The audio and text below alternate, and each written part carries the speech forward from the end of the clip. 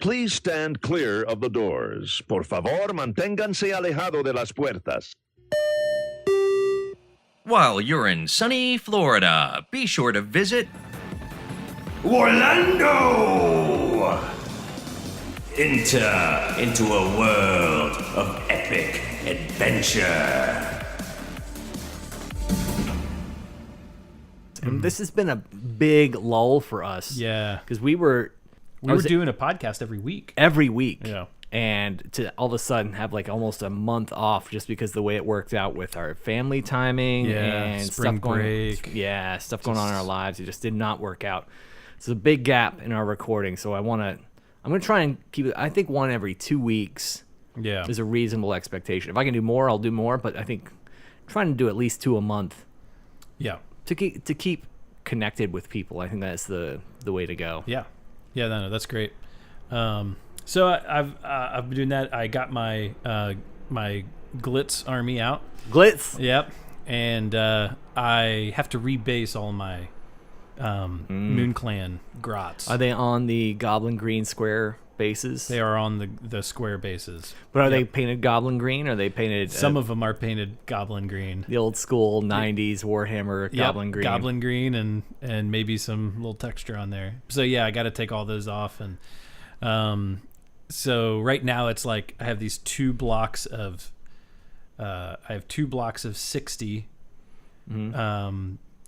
shootas, and then I have 1 block of 40 shootas, and I have 20 spider riders, 9 trolls, 1 Arachnarok spider, 1 giant spider, with a goblin on it? Yeah, Yeah.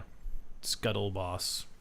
And I have the Loon Masha fanatics and about 10 of those.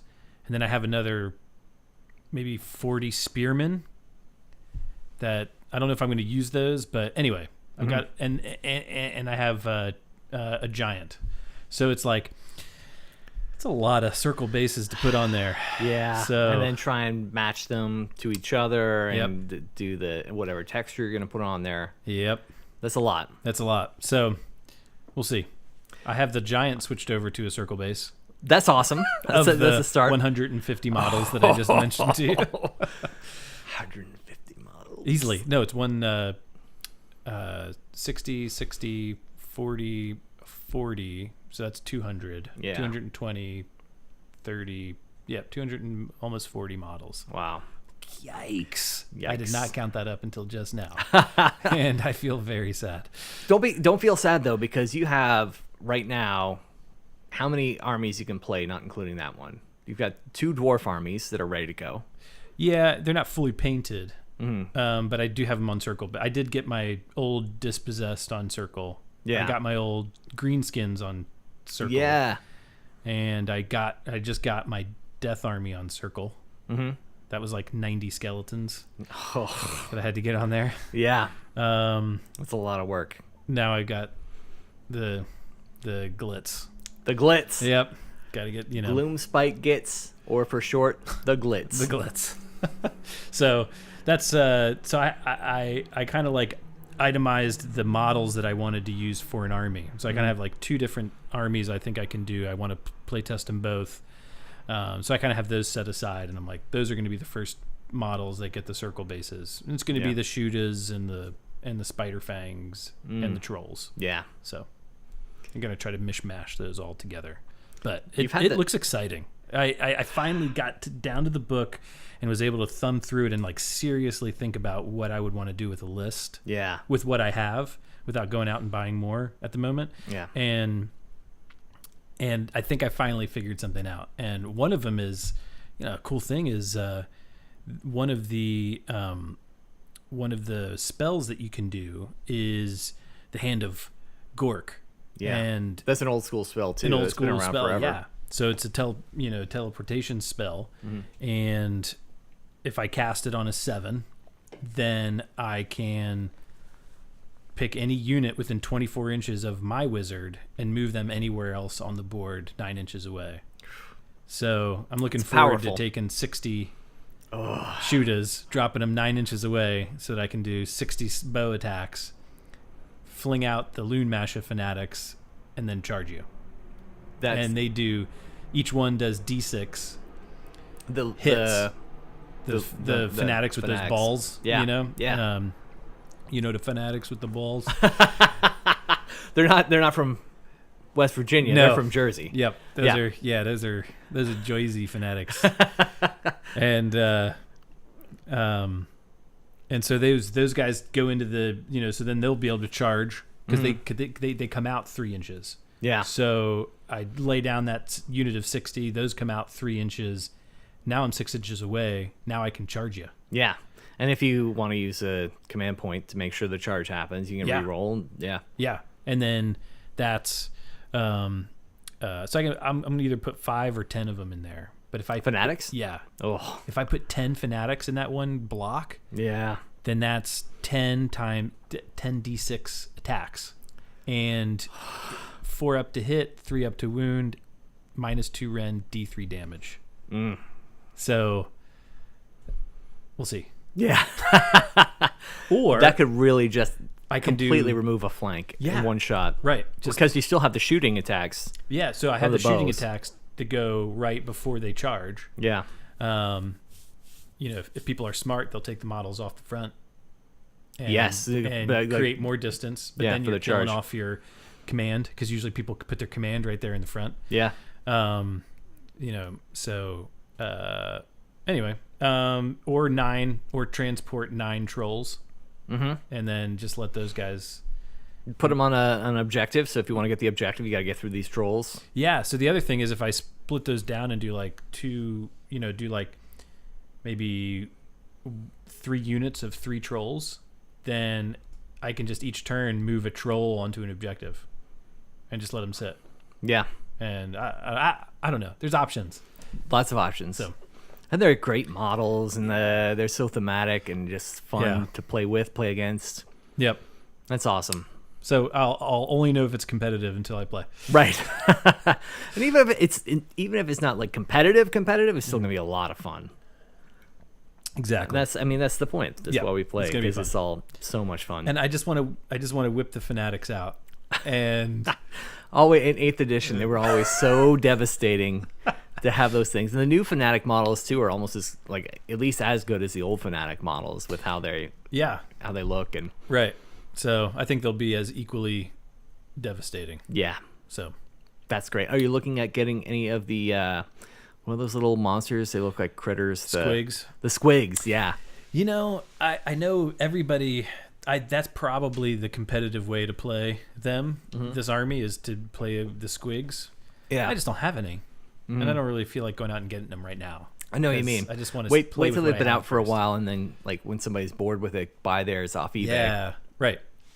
So, but I love the way the squigs look and their style, and there's the one squig that's got the goblin inside its mouth that's just riding inside the squig.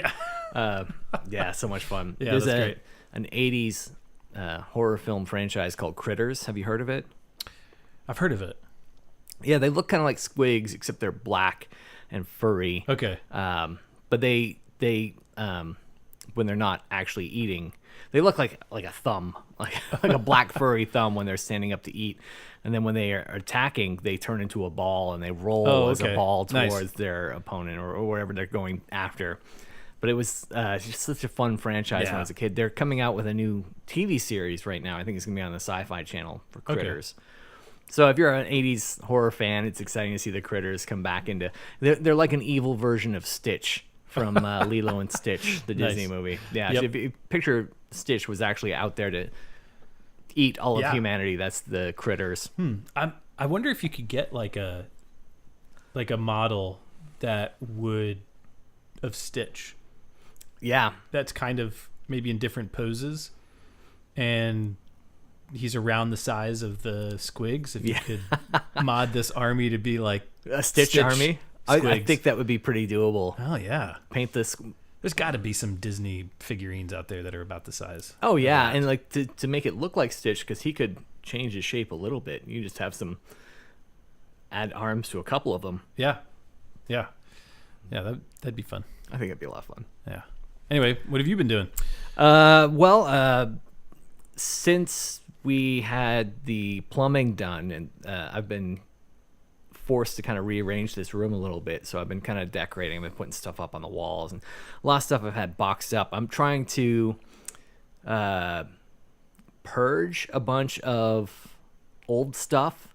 Like I just recently, not recently, but I got rid of my G.I. Joe collection, which I've had forever, with the exception of just a couple that really spark joy. Spark joy. Yeah, that's the thing. Do you need it? Does it spark joy? Those are the two questions you're supposed to ask with everything in your home. Nice. And so yeah, I got rid of all the stuff that I didn't need and didn't spark joy. I'm doing the same thing right now. I think I mentioned it in a previous show, but I'm so on the fence about whether or not I want to get rid of this Necron collection. Oh yeah. Because I bought it on a whim, and you had found this auction, or not auction, someone was on Craigslist selling. Right. It's like $500 worth of Necrons that someone sold for $100. Yeah. And I've been able to add to it a little bit. I've got some extra stuff, and it's just, I love the themes of the Necrons. The story behind them is so grim. Yeah. I really like that, and the idea of this, like, they're robots essentially, but they're cursed undead in robot form. They're so fun. Yeah. But I don't play 40K. Yeah. You know, I barely have time to. I don't get to play nearly as much AOS as I like, and I also play Dungeons D&D. and Dragons. Yeah. And like we have this Star Wars campaign, which we paused. Yeah, pretty much. we had to because we were doing all these other things. Yeah. I'd love to play some X-Wing again too. Yeah. And we haven't been doing that. So, like on the list, the priority of things to do, 40K is way down on the list. So do I keep these around? Plus, I only have so much space. Right. I've got a decent sized house, but space to actually put stuff out on display so I can actually look at it. You know, if it's in a box in my garage, it's not sparking joy. Yeah. You know. Right.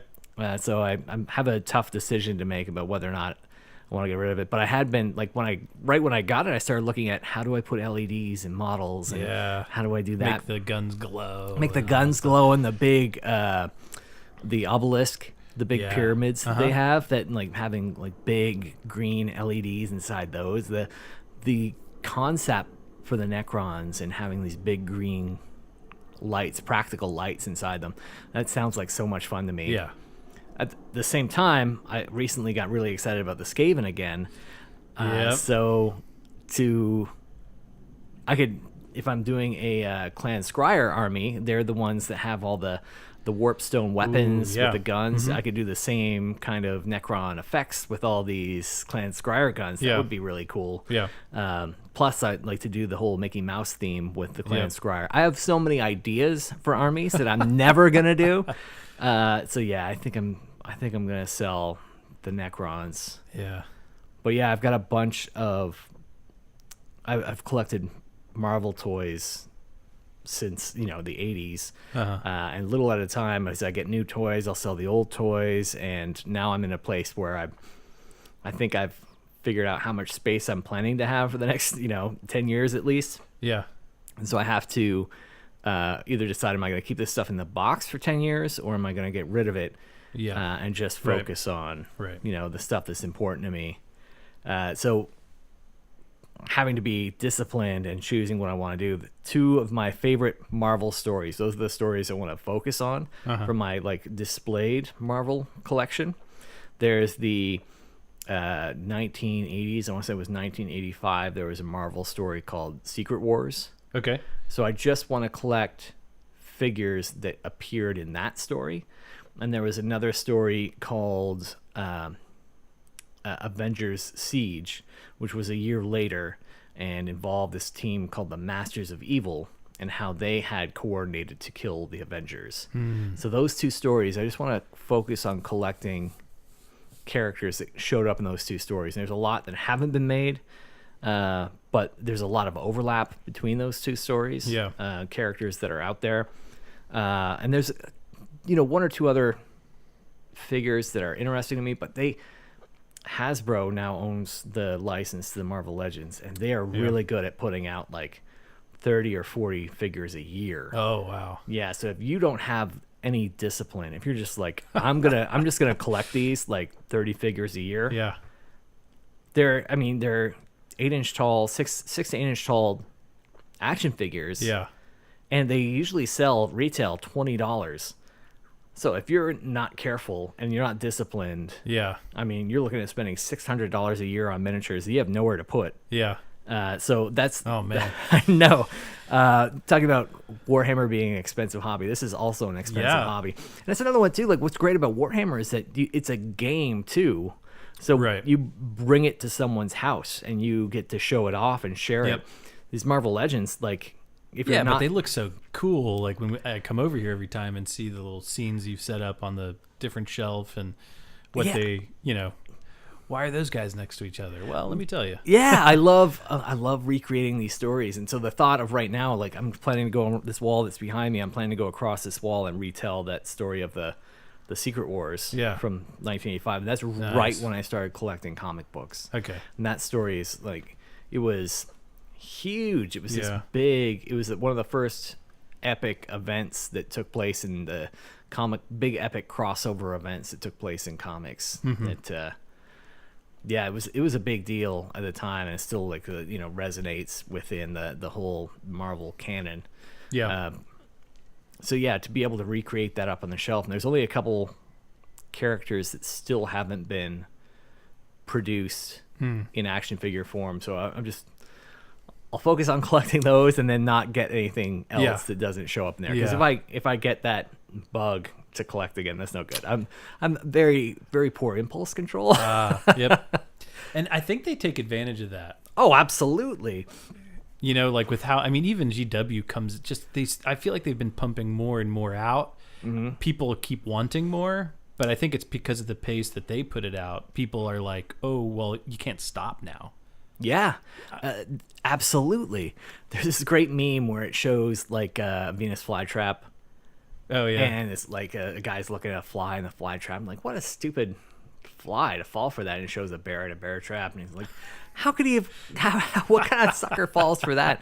And then it shows the same guy like walking into a Warhammer store. Nice. Yeah. Now I feel like I have to practice this same sort of discipline because I do play 40K. I play one army in 40K, and that's Chaos Space Marines.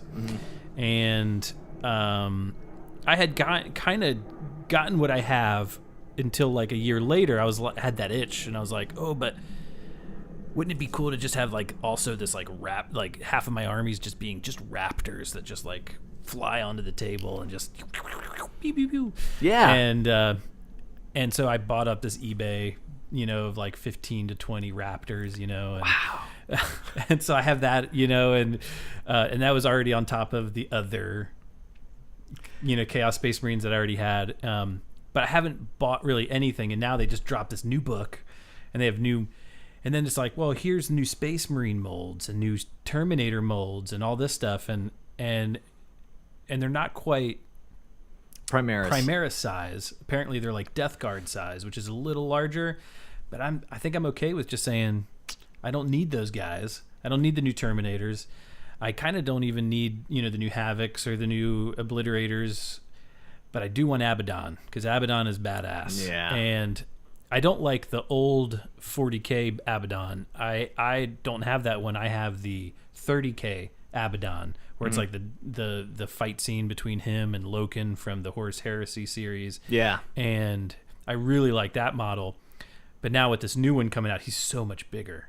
And that's part of the lore. Yeah, he's almost the same size as what's his name, Rubut Gilliman. Yeah, I think he is the same size. Like he's not a Primarch, but he is been growing and growing ever since, just as he's getting more chaotic, I guess. And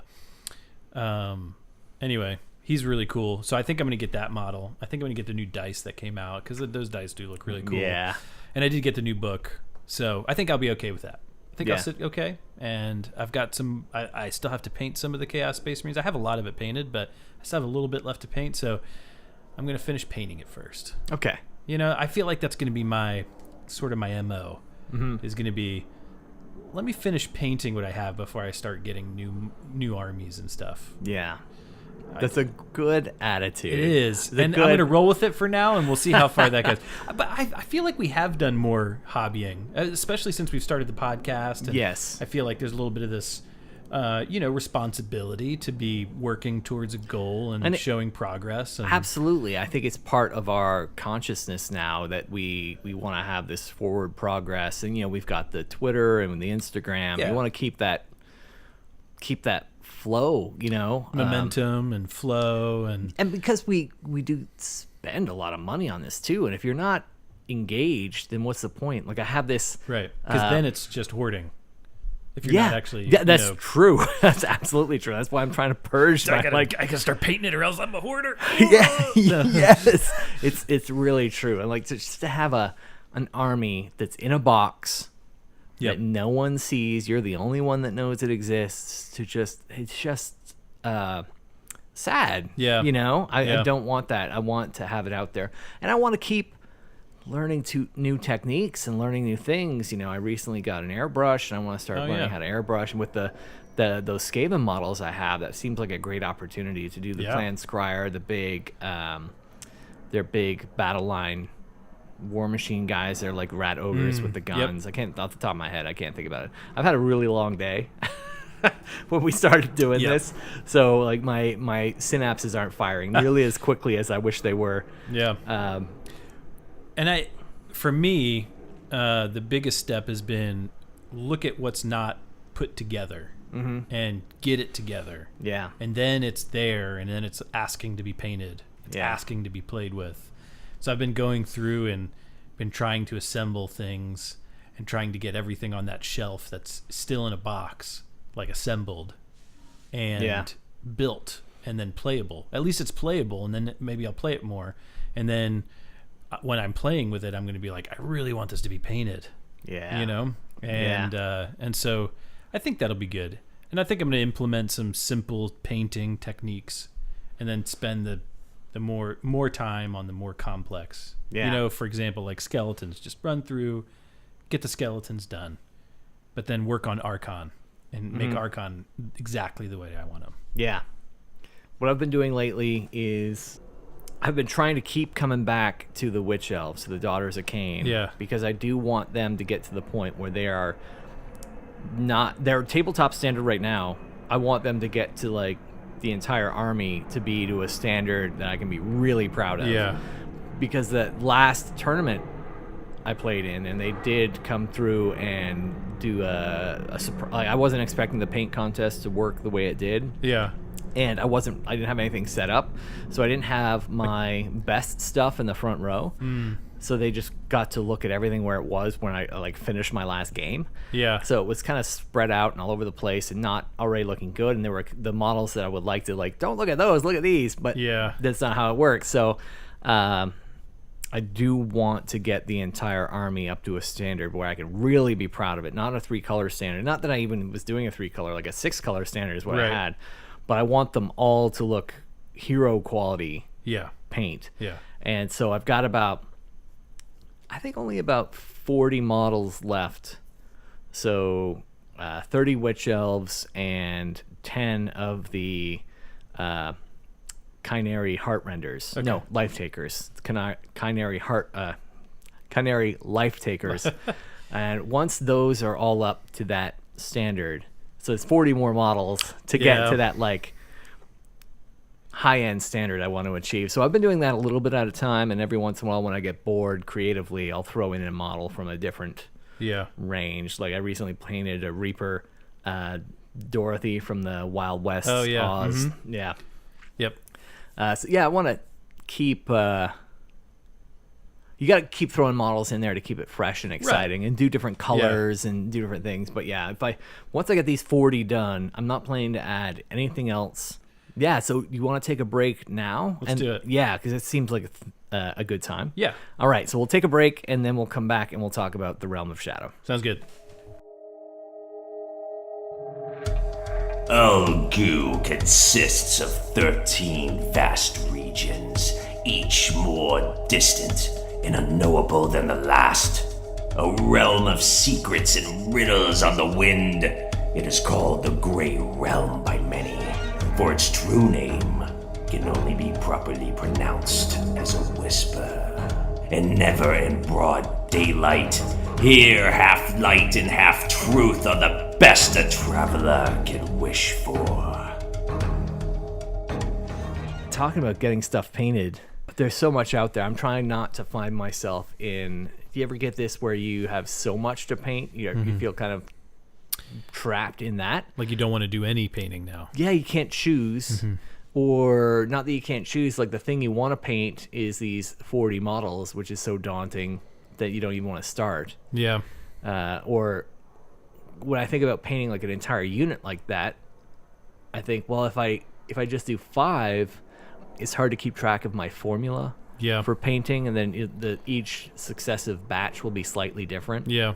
When I was just getting started and I was doing that Skaven, where I was painting like 80 Skaven, like at some point I was like 15 or 20 in, and I decided to change how I was basing them. Oh yeah. I had this idea that, I'll base them all like they're underground. But that was after I'd already based 20 of them like they're out in the forest. Yeah. So now they're all this mismatched army, and I was experimenting on a lot of different things, and you just end up with kind of a mess. Yeah.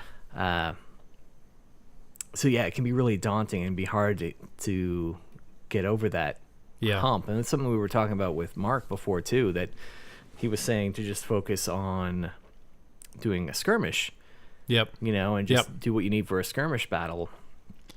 So I was doing that with the Iron Jaws. If we're going to do a skirmish where you have your focus on one hero and watching that one hero grow, the thought of doing that with an orc really appeals to me. Yeah. Yeah, and I had kind of done that with the death. So I had gotten some used models from eBay that were painted already. Yeah. But I have a lot more that were unpainted. And I just did what did I just do? Like 20 to 30 skeletons. I did like 500 points worth. And I was kind of so I want those, so maybe if we did skirmish, I was going to use those 500 points to start my skirmish army. So, but it was like 30 skeletons. Get them in line, Yeah. Metal. Yeah. Sash. Which I like that process, but it can become a grind. Yeah, for sure. Yep. But it's so satisfying when it's done. It's so satisfying to see everything on the table, and then see your friends look at it and go, "Hey, nice job. Yeah, that looks good," and be excited to play against it. Yeah. It's so much more fun to play against painted models. Yes, it is. So, kind of waiting for Warcry to come out. I am too. I'm curious to see what it's actually going to be like, because I really like skirmish. I don't care for underworlds. A lot of people like underworlds. I like the idea of underworlds. I don't like getting into another game where you have to have cards, and if you want to play a certain way, you have to have this one certain card.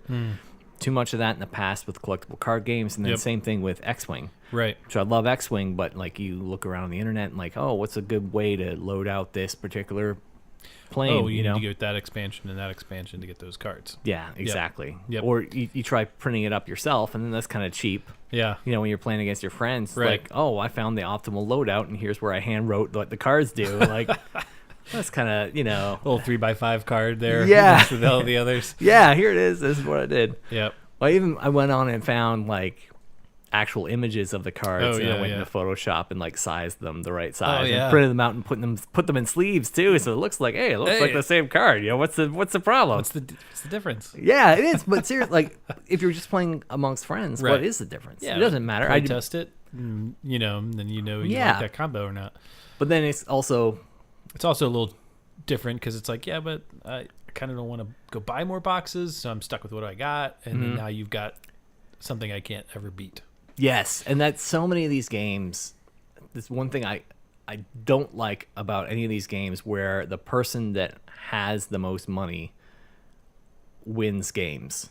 Yeah, and people would say, I've heard people say that about like the 40K and the Age of Sigmar. Absolutely. But I feel like it's a little different. And I feel like that's why I like this so much is I can go grab all of these models that I had from Fantasy and not go get the new ones.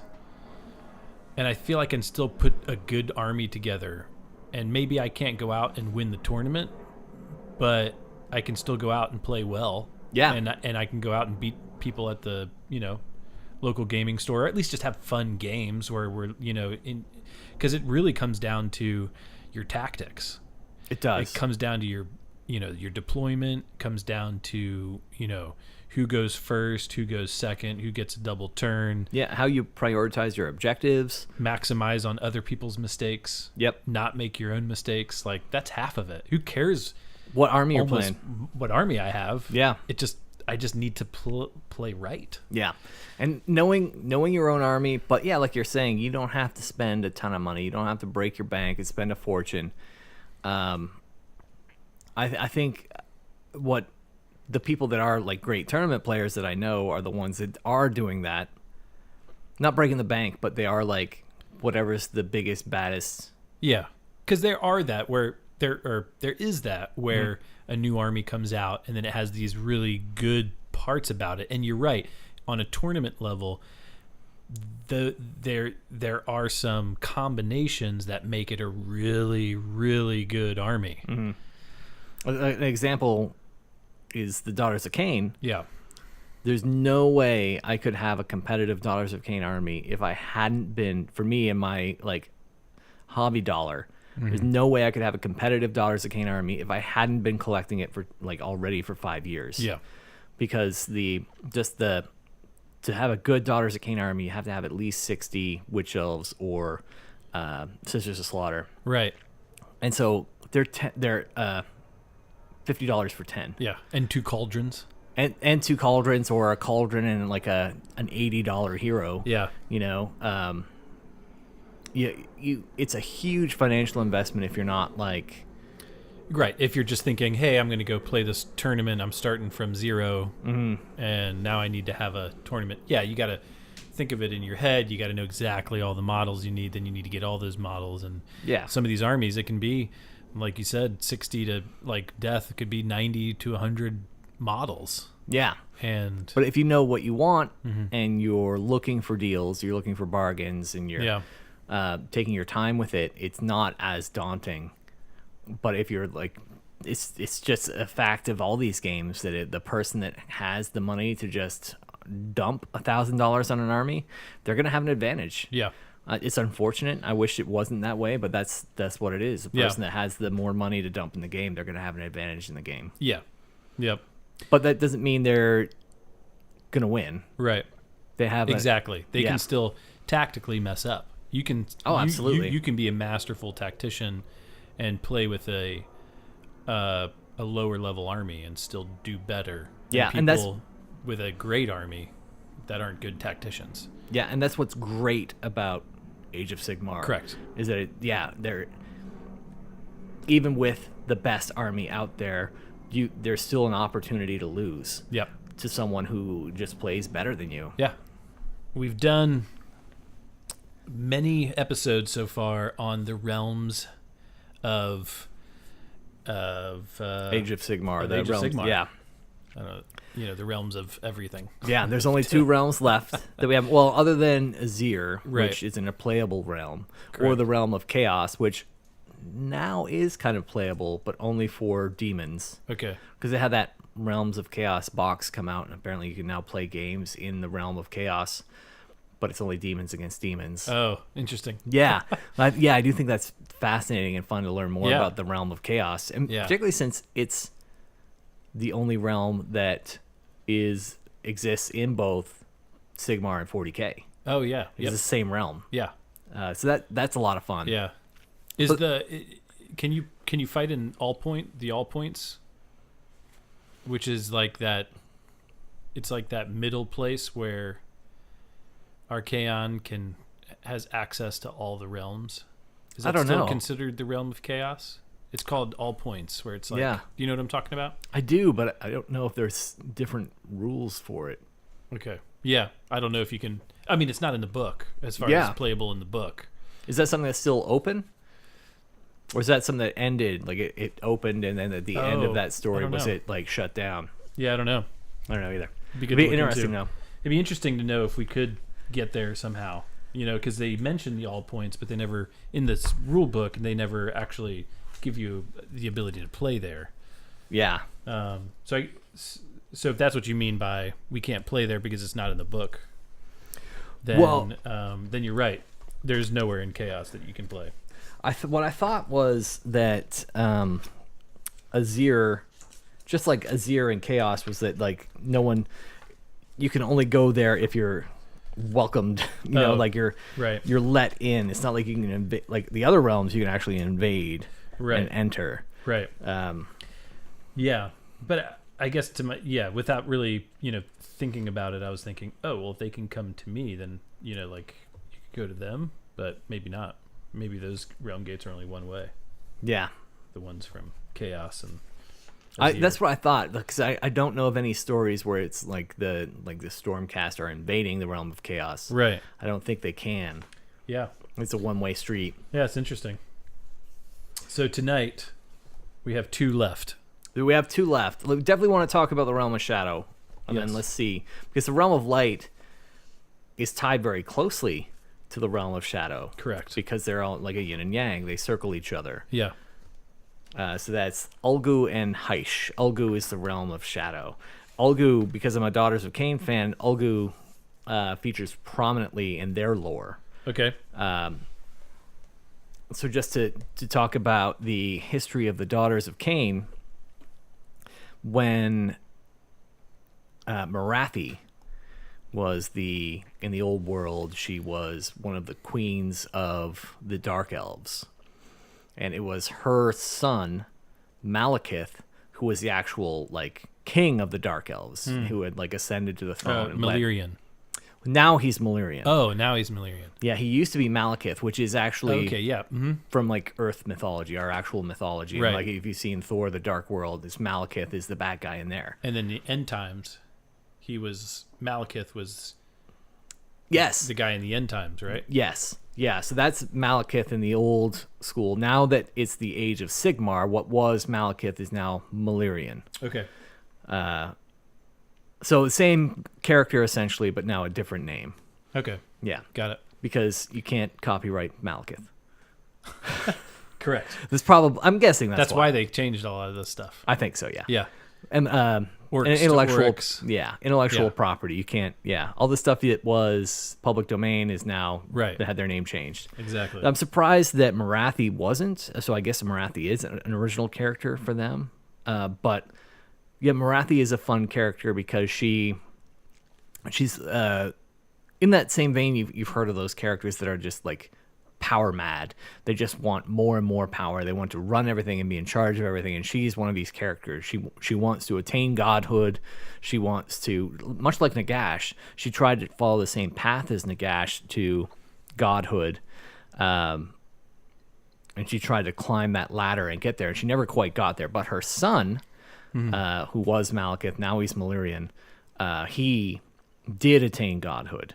So the Malerian that shows up here is Marathi's son. Yeah. As far as, unless I've missed something in the stories, what I've read, he is Marathi's son, and he is an elven god. Even though Marathi is not. He attained godhood through his like amassing of power. So she has this like huge rivalry with her son. It reminds me very much of the Arthur legend. And Arthur's sister, who, like, if you know the Arthur legend, as far as I know, the version of the Arthur legend that I know, she tricked Arthur into having sex with her. So it's his own sister. Yeah, it's very biblical. Yeah. She tricks Arthur. There's another story. Who was it? I can't remember. There's another story in the Bible. It's pretty much the same thing where his Lot's daughters. Lot drunk. Yes. To sleep with them. Yes. Sleep with them. Yeah, because they haven't had boyfriends, so they get their dad drunk so they can like have a happy ending. Anyway, this is perfectly. It all. Everybody listening, it ties right back into Warhammer. It seriously. does. So yeah, the Arthur legend. I can't. Oh, it's Morgan Le Fay is Arthur's sister. Okay. And she tricks Arthur into having sex with her. Okay. And she's a sorceress. Yeah. Apparently trained by Merlin, and so she wants her son, her heir, to take over the throne after Arthur. And so this story of Marathi and Malekith, Malurian it's pretty much that same story, where it's her son who she's like doing everything in her power because she can't ascend to the throne, so she's created an heir. She's made it so that her son can ascend to the throne, and so she essentially runs the kingdom. And you see the same story in Game of Thrones. Game of Thrones is the same concept. Yep. And there's incest there as well. Absolutely, there's incest there as well. Yeah, very much the same story. Same from the Arthur legend from the Bible. Every time I look at this name now, Olgu? I feel like it's like in the realm of Yep, brother sister sex. Olgu. It's Luke and Leia the whole time.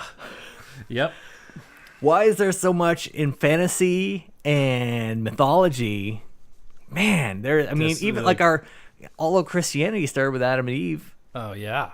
And like, okay, so they're not brother and sister really. And then once they get rid of all of everybody, they did it twice. They did it again with Noah's Ark. Yeah. They wipe everybody out, and then they go, cool, well, we've just got like Noah, his wife, and his 3 kids. Yeah. And their wives. And we gotta make some babies. Maybe that's not how this. I don't know. I think that sounds like a song. That's Noah's song. It's like Noah's like, okay, time to repopulate. We gotta make some babies. Yep. And they're like, oh, Dad. Come on, Dad. Come on, leave me and my sister alone for a minute. It's awkward enough already. Yep. Yeah, so it does come back. So Malurian and Marathi, that's their relationship. And so when the Sigmar reforged the realms, and in Ulgu, the realm of shadows, they found each other in the realm of shadows, and there weren't any other elves there. Speaking of elves, and intellectual property. Yep. In Sigmar, elves is spelled Aelves. Unlike normally it's Elves. Right. So you're talking about that. The 2 accents. What are the 2 accents? Hillbilly, West Virginia, and New Jersey. Yeah. When I think of elves spelled with an A, I think of West Virginia. Ales. Elves. Well. Yep. Like Samwise going to see the elves. Ales. Yep. That's when I see it spelled with an A. That's what I think of. Ales. So yeah, definitely, it's still the same name. It's just the A is silent. Yeah. They just put that on there. The A is silent.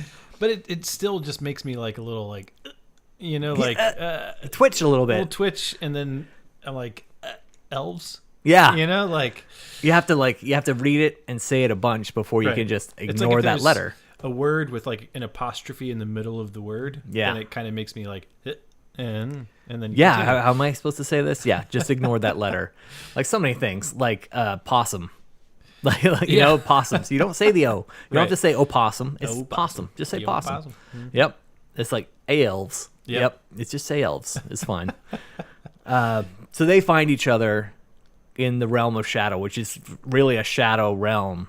When they describe this meeting of these two, it's almost like a dream realm. Yeah, so Marathi and Malurian, they find themselves in Ulgu, and Ulgu described in family sex.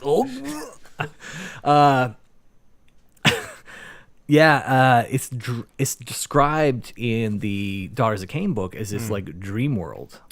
It's this formless world that's constantly changing, and reality is constantly in flux. Yeah.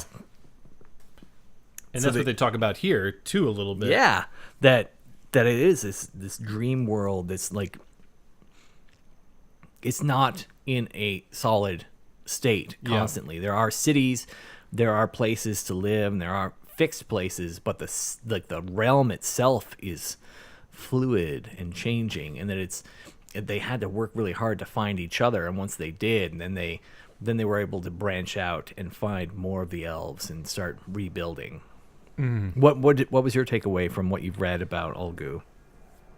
Well, it sounded like, it was this place that was kind of like somebody would have said beautiful. Yeah. But then once chaos came, it almost like changed the mood. And when the mood of everybody changed, it's almost like the land changed. Yeah. That's what, like, when I read this, that's kind of how I felt. It was a place of, you could find happiness and beauty and interest and all this kind of stuff throughout the realm, but once chaos came, everybody got like super not worried, but like a fear that turned them into bitter people. Yeah. And then it became a realm of bitter people that were just looking out for themselves, and then the landscape in a sense kind of reflected that. It became this place that you didn't recognize when you were going, and if you wandered, then you were risking death for wandering. Yeah. Not necessarily anymore this place of exploring these ever-changing lands. Now it's no, don't wander, because if you wander, you may not find your way back. Yeah, it's the realm of shadow. You can just be lost forever. Yeah, and so it is a short, mention of in the core book in the core book. It's definitely like 2.5 pages essentially, or a page and a half. Sorry, just a page and a half. And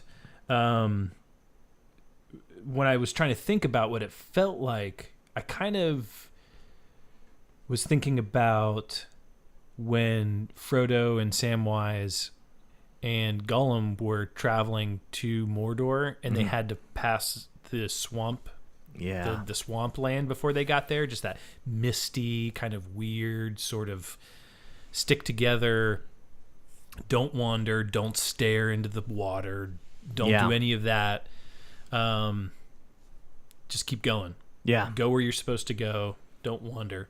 And then, now that I'm thinking about it a little bit more, it makes me think too about like a labyrinth almost. Yeah. Just not necessarily a labyrinth of like walls, not like an actual maze. Of garden walls, yeah, but almost like a larger scale. Just thinking, oh, I've been in this area before, but it doesn't feel like it's connecting the way that it was connecting to somewhere else. Yeah. Like you get into this neighborhood or you get into this city, and now you leave the city and now it's unfamiliar. Yeah. Things have changed, but not necessarily because it's overgrown, but just because the paths look different. Yeah. Wait, the mist is hanging in a different way, so now it looks inviting in certain ways that it didn't before, and not inviting in the ways it was before. Yeah. Yes. Like it's just kind of this unsettling feeling. Yeah. Of not and different from death, and different from very different from death. Like, you just describe the two initially. They seem like, what's the point of having two of what seems like the same thing, but they are not. Right. Exactly. Yeah. Like death is very intentional in a lot of its, whereas this is very much, you kind of can't put your pulse. You kind of can't figure it out. Yeah. Is the sense I get from here. Yeah, it's and once you figure it out, it's going to change. And what you're saying too about how people think about it, that you can, what people's attitude has changed the actual land. That it feels like if you don't have a strong enough will to make it adhere to, like, keep your focus, you can get distracted and become lost in this dream world. Yeah, and then just be lost forever. Do you remember the movie Time Bandits? Oh. It's one of Terry Gilliam's movies. Yeah. It's very Monty Python kind of movie. Yep. It's the one with the all the little people, and they've got a map of all of time and space. And so there are these doorways, and they can go through these doorways to go through anywhere in time and space. Okay. And they eventually go into the realm of fantasy, which Okay. is supposed to be like a no-go. Don't go into the realm of fantasy because it doesn't work right. Yeah. It doesn't work like an actual reality. The physics, science, like it doesn't work right in the realm of fantasy. And so they do go, they have no choice to go into the realm of course they do. fantasy. Yeah. And the movie's already a Terry Gilliam dreamscape. I highly, highly recommend this movie. It is so good. It is strange, but if you like Monty Python, and you like that attitude, it's one of Terry Gilliam's earlier movies, and the set design, the sense of humor, the style is just over the top crazy. Just so crazy. The devil is chasing these guys who are the time bandits who have stolen this map from God, of the map of all reality, and they're like just going through time and space just like to steal the most valuable stuff in history. And they accidentally pick up this kid who comes along with them on their journey. But the devil is chasing them because he needs the map, because he wants to take over reality. If he can get the map from these guys, it's so good and it's so much fun. But at the end, when they get to the realm of fantasy, what you're describing, there's the fantasy realm is constantly foggy, and if you're not paying attention, you can get lost. You don't know where you're going. If you get separated from your group, you'll never see the rest of them again. Yeah. And there's all kinds of crazy dreamlike things that happen. They're out in the surface world, and then they go into this underworld, and it's a labyrinth, but instead of being within the maze, they're on top of the maze. Where you picture like a labyrinth, the walls on a labyrinth. Right. Instead of it, the labyrinth is, you're on top of the walls, and it's a pit into nothingness if you fall off the walls. Oh, interesting. Yeah, it's really frightening. Yeah. In this movie, they do such a great job because some of them end up in a cage. Yeah. And you're trying to get them out of the cage, and you have to like swing this cage over this pit into nothing. Yeah. It's the visuals make me definitely think of Olgu. Oh. Just think. What if you were playing the realm of Olgu? Mm-hmm. And you... I'm probably going to make myself throw up at some point tonight. You know Billy West, the voice actor? He's Yep. the voice of Fry and Yeah. a bunch of other characters on Futurama, which just had their 20th anniversary, Yeah. which is awesome. He got his first voice acting gig when, I think it was Howard Stern or some other radio show. They said, we're going to give a prize whoever can do the best throw-up sound.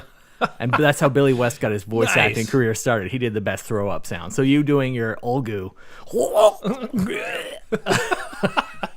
that makes me think of Billy West. Nice. So we should do that. Let's do our best Olgu throw-ups throughout the rest of the show. And maybe if Billy West hears this, Hire us. Or just like it. Just like it, you know, or give us some tips. Yeah, there you go. Tell us what we do wrong. Billy West actually started his own YouTube channel, which I'm excited to follow because it's going to be voice acting tips. Nice. Yeah, because Zoidberg is probably my favorite voice character. Yeah. If I could do any voice character, Zoidberg is the one I want to do, and I cannot. But he's so great. He's so great. I can't do it at all. I can't even pretend to try to do it. But I love that character. Yeah, he's so good. Yeah. All right. So you were saying. So I was saying just think, we're playing the realm of shadows. Yeah. And somehow the board's shifting. Ooh. You know what I mean? Like, what if we had like it's almost like it's clockwork. Yeah. What if we had like these 1x1 squares that made up the board, or 2x2 squares, and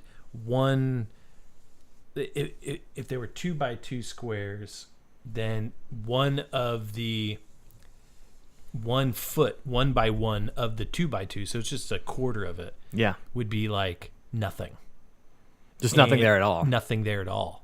And so then every turn you roll to see how these panels shift. And you could, like, if that nothing panel shifts where you have people, they're just gone. Oh, that's fun. I don't know. You know, I what like mean? that idea. I like the idea.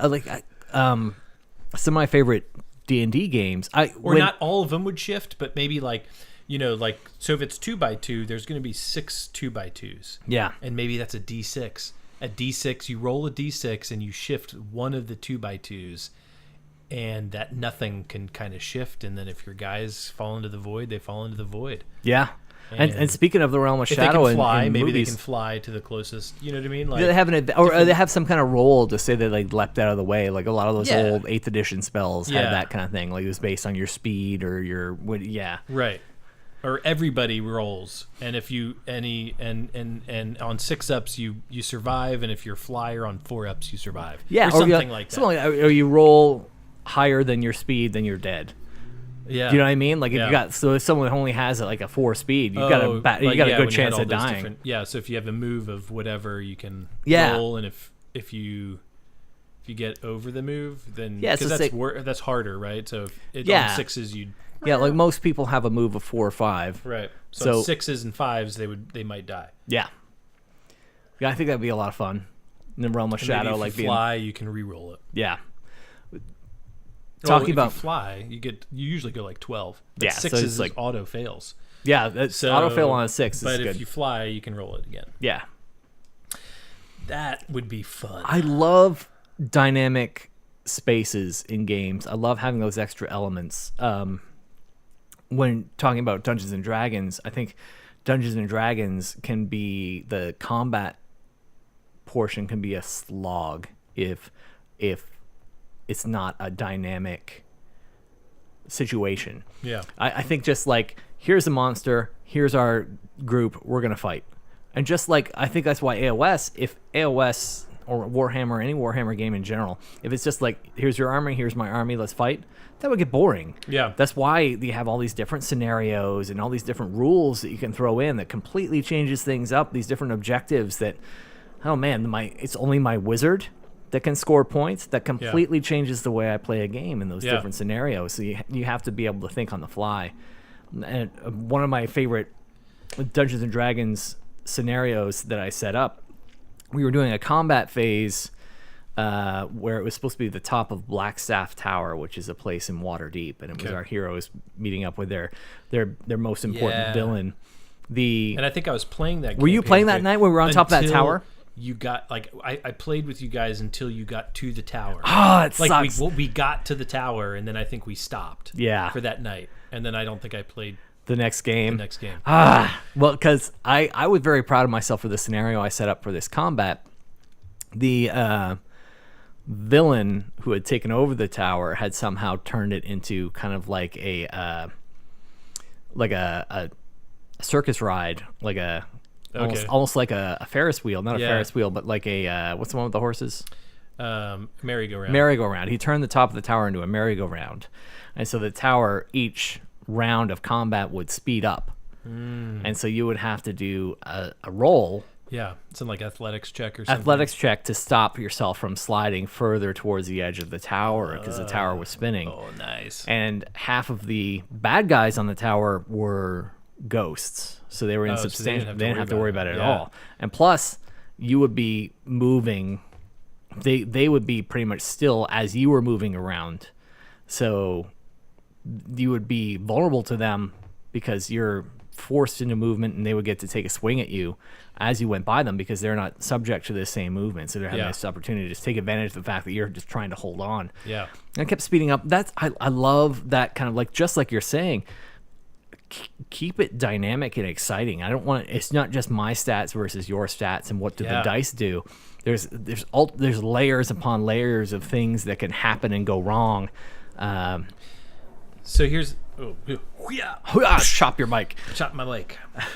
Here's an idea, and I'm going to say it here on the podcast. That's it. You can keep it, you can take it out. Doesn't matter. Whatever. But I don't want to lose this thought. Okay. Maybe that is our thing. Like, because we haven't really started our YouTube channel for Yeah. battle reports and things. We've talked about how we want to do different things here and there, and we want to mix stuff up. But one of the things that we could do would be, we've done this whole series on realms. Let's start doing battle reports that are realm-heavy battle reports. I love it. Not army-heavy battle reports, realm-heavy battle reports. Who gives a shit the armies we're playing? Everybody has the armies. Everybody has the armies. They're going to watch it to see the armies. Great. They're going to see other channels or whatever. But the unique thing about this is going to be you're watching this episode because we're fighting in and you want to see what the hell is going to happen on that Algu board. And you want to know like what crazy shit we've thought up of this time. Yeah. I like that a lot. When we play the Realm of Life, you want to know what's going to happen, and you want to see the things take over. And I've got stuff. my orcs marching to battle, and the forest ate them. Yeah. It's the Realm of Life. That's what happens. Right. And we fight in Akshi, and it's going to be, the whatever. Yeah, the lava pits erupt. Lava pits are opening up. Or some like toxic gases erupt from a volcano and strangle everyone. Yeah. That was our first one, so that's like forever ago. I Yeah. don't remember exactly what we talked about. Well, it was, it was 6 months ago we recorded that. That's fine. But you know what I mean? Like, we've got all these unique things we could see on the table. Well, let's make them. Yeah.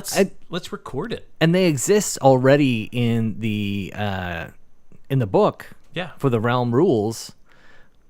So we can, like, based on what's in the Realm rules, when you roll for that, there's a way that we could add to what's in the Realm rules to make it, like, really bring the narrative of the realms to life. Yeah. And I think, like, doesn't the Realm of Beasts have, like, floating islands and stuff like that? They do. Well, I was so excited about the Turtle Island. Yeah. Yeah. Well, yeah. The islands. Oh, and the worm city, the city on the back of a worm, like a giant worm. Right. What if all of a sudden each of those 2x2s shift, and it's like all of a sudden everybody goes, and now it's like, well, that makes it. You were here, and you were going to go into that next quadrant or that next whatever, and then all of a sudden you're like, and now, hey, I'm over here. Like. Well, that makes me think of Mad Max. Like Fury Road, like the like that's your combat. Like you're all fighting in the back of this like war wagon. Yeah. But if you're all of a sudden your car shifts, you're like removed from the fight, or there's different dangers, or or you're safe from combat because your vehicle got ahead of the others. Yep. Yeah, like that, having that dynamic world that you're playing in, where your position is not constant, but is constantly valuable. Right. Your stats and what you're capable of doing, but there's going to be some outside elements. Mm-hmm.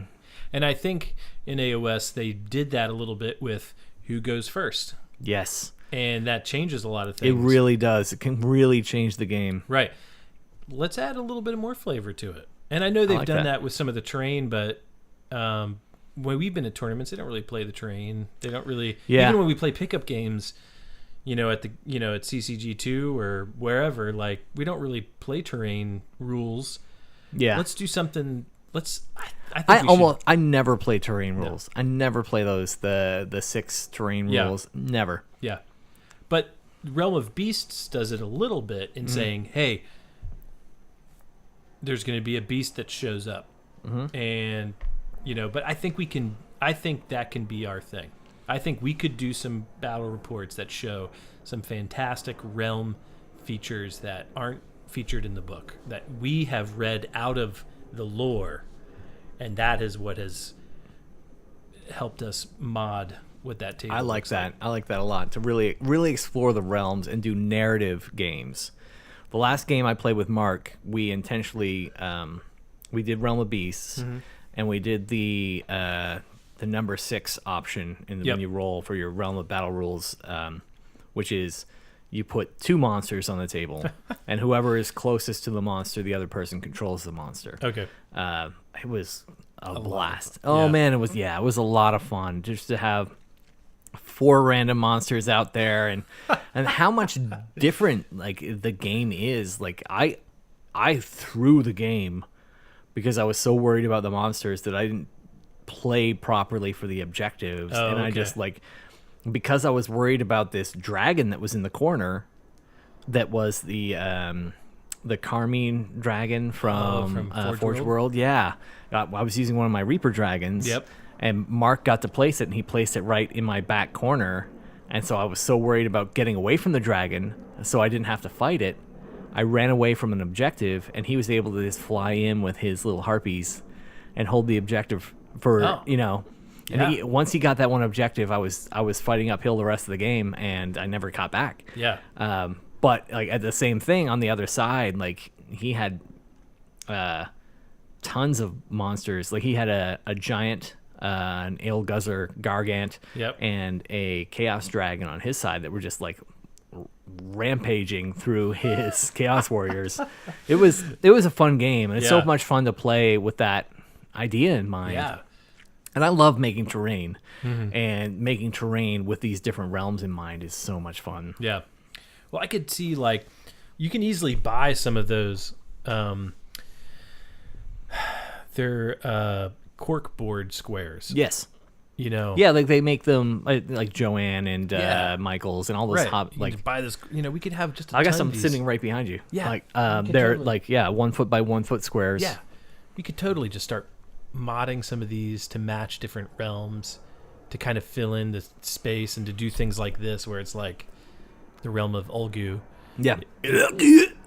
is like shifting.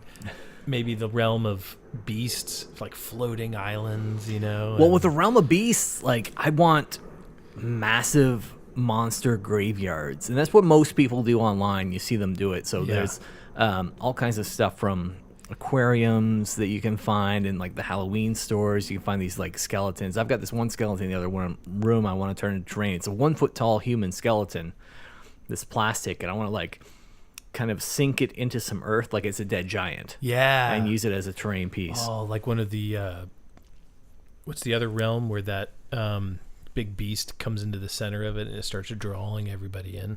Oh, wasn't That was Shaman. yeah, the realm of metal. Shaman. Shaman. The realm of metal. Yeah, that was I can't remember what the name of the beast was, but it had a really metallic sounding name. Right. I can't remember, but listen back to our previous episodes if you want to know the name of this Right. monster. But yeah, it was a monster that was like a metallic property to it. Yeah. And it was like a drawing, magnetic. magnetically pulling some load griffin. Yeah, that's it. Yeah.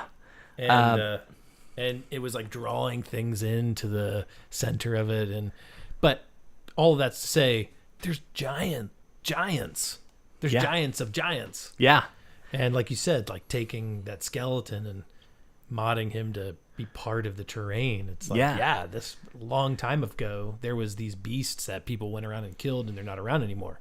I can't remember if it was the realm of life or the realm of beasts, but there's a story about that we covered in one of the previous episodes about one particular giant that was so huge it was like taller than mountains. Behemoth or something like that. Yeah, that it like it ate and ate and ate until it couldn't eat it anymore, and then it died because it ate so much. And when it died, it exploded, and what exploded out of it was just like hundreds of giants. Right, You know? smaller giants. Yeah, smaller giants. So like only like instead of being a skyscraper, they're only like Right. 40-story buildings. Right. You know, Ulgu talking about one of the things that comes up in all of the imagery are these floating pillars and these floating like pyramid shapes that are chained in place. And one of the main things that's part of the lore of both the realm of shadow and the realm of light is that they have captured Slaanesh. Oh. And this is we're just before there's a new big Slaanesh miniature release that's From happening. a Depticon. Yeah, so there's going to be a new wave of Slaanesh demons that are about to come out in miniatures.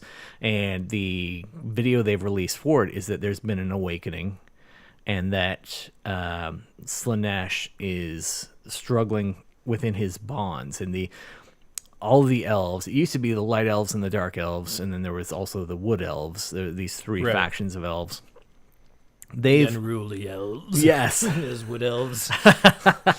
they've in the Age of Sigmar, they've bound together, and the thing with Slaanesh is that the demon Slaanesh is obsessed with elves and saying that the souls of elves for Slaanesh are the most delicious of Because they're souls. the most beautiful. Yes, they're beautiful and they're the most delicious. There's an amazing movie called Witch, and it's oddly spelled. It's spelled VVITCH. Okay. But it's the Witch. Are you familiar with this movie? No. It's a horror film. It's fantastic. It's all based on American folklore about witches from Okay. the 15th, 16th century. Yeah. Like the Salem witch trials, all that kind of stuff. The entire movie is just all these different legends about witches that people actually believed at the time. Right. And this story played out like it's a real story from that. But at one point, one of the characters thinks that Satan is talking to them. And Satan says, he's like trying to seduce this person. He said, Wouldst thou like to live deliciously? Oh. Yeah. It's such a great line. And so there's all kinds of stuff you can find. Like Haley makes jewelry, and one of the things she sells a lot is this like slogan saying "Live deliciously." But Nice. that's Slanesh. Slanesh is that seductor, and Slanesh loves the soul of elves. So when the old world ended, Slanesh gobbled up all these elf souls, and Right. so now that it's the Age of Sigmar, the elf gods, Malirian, Tyrion, Teclis, and Marathi, who's not technically a god, but they work together and they bound Slanesh, and he's trapped in this negative space in between the realm of shadows and Heish, the realm of light. All right.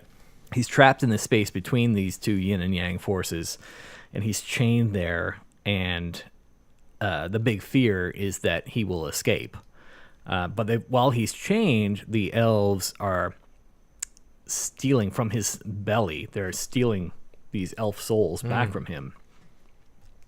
So that's why the Daughters of Cain look the way they do. You see the Daughters of Cain with the bat wings, and the Daughters of Cain with the snake bodies. Oh, yeah. They're the ones that have been recovered, but they're tainted by Slanesh. Yeah. That's why they've been there long enough that they've started to form into other they've got shapes and beings. they've got this demonic appearance to them because Right. they've been tainted by Slanesh. And that's Yeah. why Marathi, when you see Marathi's true form, she has these giant wings and this snake body. She's like this dragon woman. Right. Because she's been tainted by Slanesh. Yeah. Because isn't it like when Malirian found her, she was like halfway between, she kept shifting between like human and, Well, not human, but like she has human-like form. illusion magic. monster And she uses her illusion magic to hide her true form. Okay. And that's a big part of what the realm of shadow is about. It's the realm of illusions. And there's things that in the realm of shadow that look like one thing, but they're not necessarily what you think they are. Right. Yeah. Yeah, there is the reunion between mother and son, full of recriminations. Neither trusted the other. And the scars of their former sins and betrayals were not fully healed. Yeah. But in this foreign land, they at least understood one another. It's a true AOS soap opera. Yes, it is. The mother and son. Don't trust you, Nope. but I must be with you. Yeah, that's Marathi, who, if you're thinking about the Arthur legend, you can call her Aunt Mom. Yeah. Aunt Mom. So talking Yeah. about doing the modeling on the table and how you would build a table based on this realm. Yeah, I know I kind of jumped into that a little bit already. No. Like let's just keep exploring like through the flow of our thought process. Yeah. It's all these floating pillars, these floating diamond-shaped pyramid things that are chained together. That's how the elves have encircled Slanesh. So these diamond-shaped pillars and these chains just go where? They just attach to each other or to the earth, and the pillars are floating. So there's this one objective set that came out not too long ago that had an example of this in there. Okay. One of the objectives was, you know the one I'm talking about. Yeah. It was like a pillar of rock that's floating, and these chains are holding it to the ground. Yeah. So when you see any of these images about Slanesh, that he's a shadow. You don't ever see images of Slanesh. You just see images of these elf wizards in this like limbo, like spending their entire lifespan with these incantations to keep these pillars in place, to keep Slaanesh in place. Gotcha. Yeah, so there's like an army of elf wizards. Just their entire existence is just to keep Slaanesh enslaved. So, two things. One, I could see kind of this ever-changing void of you don't want to get lost in the mist. Yes. Because things will take you. Yes. So I could see that being a shifting thing on the table. The mist travels the table, and if it travels into your section... How would you if you were going to make something that represented the mist, what would you make? Well, at first I was thinking kind of the idea, like you were saying, like on top of the labyrinth, not in the labyrinth. Yeah. And maybe there's this space, this just a negative void, space, this like negative space. just like a black. You could use like not a black sheet of paper, but something along those lines. It's just like completely blank. Yeah. Or and then if that shifts, if that square turns, and that's what all I was thinking was, you have a 2x2 section, and all it does is turn. Yeah. And if it turns, then if you're inside that void, then you have to roll for it. Yeah. And if you're not, you're not. But obviously and then as it's static there during the round, if you move through the void, you have to take the test or things like that. So you're trying to avoid this sort of, now it's become like a terrain piece that you have to try to avoid almost, And there's a mechanic in the Realm of Shadow rules where you can go off a table edge and reappear on a different table edge that's already there, but you have to make a roll, and if you fail the roll, you just disappear into the shadows. Yeah. This could be that same kind of thing. Yeah, so it's something like that. But now talking about these chains and these pillars, one thing from, the Gloomspite Gets book is that there's that moon that's traveling the board, and if you're in that sort of region of the moon, then you're getting special abilities. So I wonder too if it's like if you model some of these chains and floating pillars, what if you're within that sort of like pillar with the chain with the floating pillar? Is there any sort of energy that's kind of created around that? Yeah, there would have to be. That's affecting you or affecting your enemy or whatnot. Yeah. And how does that shift? How does that change? I don't know. Like that. Like, are those pillars kind of floating around? Maybe there's like, maybe we drop 4 of those down, or 2, maybe 2, 1 on each end, or like kind of like halfway in on each end kind of thing. And they're just turning, and each turn they kind of like hit different quadrants of the board or something. And then that affects those quadrants. I like that. I think that would be a lot of fun. It would look really cool. I've been thinking for a while now about how I would recreate these pillars with the chains, and I haven't figured out a way to make the chains that I really like. But the pillars, I was thinking about getting just some of that pink foam. Yeah, and just shaping it down into a rock. Yeah, exactly. Just into those rock shapes. Gluing 4 pieces together and then just kind of just like the oblong shapes. I would like to recreate what they have in that terrain kit. Yeah, but bigger, much bigger. Yeah, I'm just trying to think like there's got to be some like Halloween-esque, like decorations for your house that are like these chain links, like plastic chain links, and if you got something like those and somehow like glued them in place to where they were like now a pole. Yeah, I was thinking about wrap it around that or something. You could do like those same kind of small chains, but do like hot glue, and where the hot glue you have it so the hot glue drips, and then you paint it like it's like dripping magic coming off of it. Like you think about Harry Potter when he casts his spells, it's all this like liquid metal looking stuff dripping off of his spells. His like when he does his Expelliarmus and yeah, you know what I mean? Yeah, like when that one moment that I think of is in the end of when he first has his confrontation with Voldemort. Oh, and it's just like the two beams of energy, and it's like spilling, just dripping gushing with like looks like liquid metal coming off of both of them. Yeah, that's what I think of with these chains, with this like liquid metal coming off these chains. That's the magic, as these chains are holding up these like pillars, and the pillars are what's trapping everyone. Yeah. And so it's dripping that magic down onto whoever's in that area. Yeah, you could be caught in this shadow magic. Benefit, or would that hurt you? I think it would be one of those. It would just be one of those terrain pieces. It depends. On a 1, sorry. Yeah. On a 2 to 5, okay. On a 6, like What's yeah. yeah, fuck yeah. That's the new 6. Every time you roll a 6, fuck yeah. Fuck yeah. But that's what I want to do. I want to make a bunch of these. So I've got the one table. It's like sitting right behind you now. That's like my go-to game table. Yeah. That I want it to be this generic grassland village, but depending on what else we put on the table, will tell you what realm you're in. And so for the realm of death, there's going to be a bunch of graveyards. Realm of beasts, there's going to be a bunch of like giant dragon skeletons and different skeletal beasts. For realm of life, there's tons of undergrowth. But realm of shadow, there'd be these floating pillars everywhere. Yeah.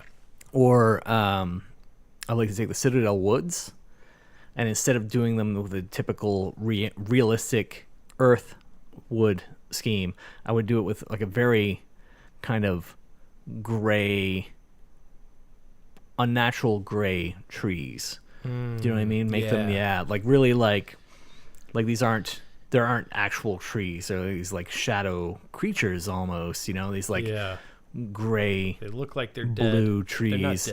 They're not dead. They're something else. Yeah. That's what I would do. I would do a lot of those and a lot of these floating pillars, and it'd be like a very alien landscape. Yeah. Not something familiar or known. Very alien. I could see using more of for buildings in this area, I could see using more of 40K, not the industrial type buildings, but more that 40K style. More dreamlike. You know what I mean? Not like something you would see in the real world. Something more fantastic. Yeah. That's what I could see doing for Ulgu, the Realm of Shadow.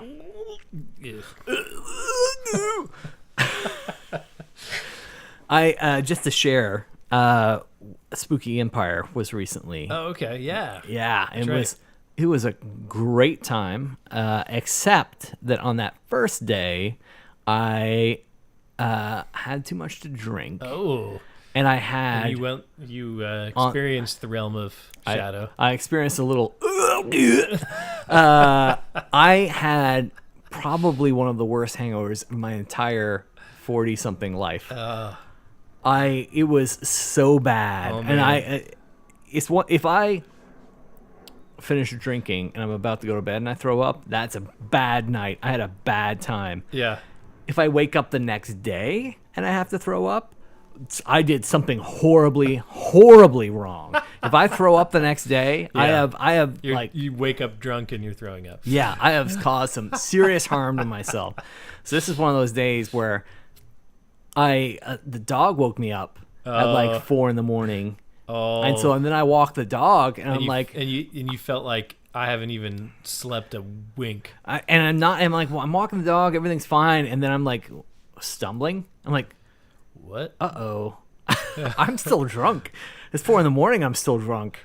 And then I went back to bed and I woke up and I got like maybe an hour into my day trying to get ready for my day. And I'm supposed to be helping Haley because she's selling her jewelry. Yeah. But no, I threw up so hard, and I'm trying to help her out, and I help her get set up, and I'm bringing her stuff, and because we stayed at the hotel too for Spooky Empire, and I'm bringing her stuff, I'm helping her set up, I'm like, I gotta throw up again, I'm gonna leave.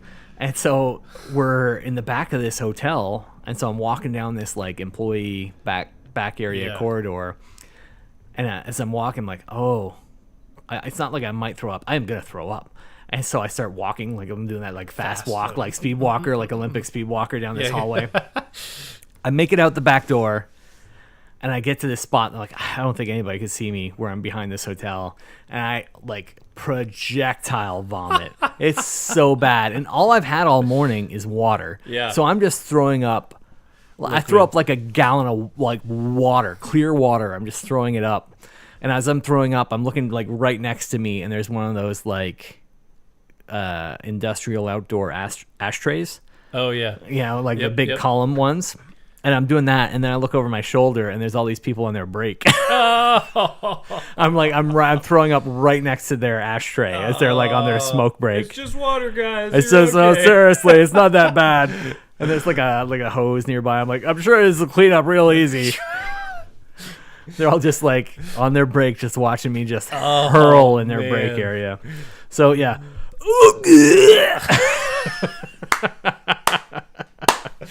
That's awesome. Yeah. So Realm of Shadow. That's great. Yeah. Oh man. You know what? When I'm 40, I want to be doing the same thing. I will do my best to help you Okay. achieve this goal.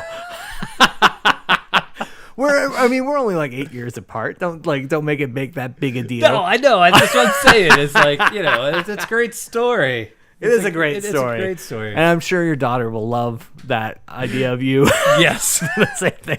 I don't have kids. I don't have anyone to disappoint. Oh, gotcha. It's more like I want you to know what real life is going to be like. Yeah. This is like, hey, you want to have a good time? If you don't do your chemistry measurements correctly. You want to know what it was like to have that sort of style kept from you for so long. Yeah. So I grew up in West Virginia, which was really the part of West Virginia that was really close to DC. Was it like a dry county where you grew up? No. Okay. No, not at all. But it was just, it was the part of West Virginia that panhandle that sticks out towards DC. And then we're only like 80 miles from DC. Mm-hmm. So what all that means is there was the DC 101 chili cook-off.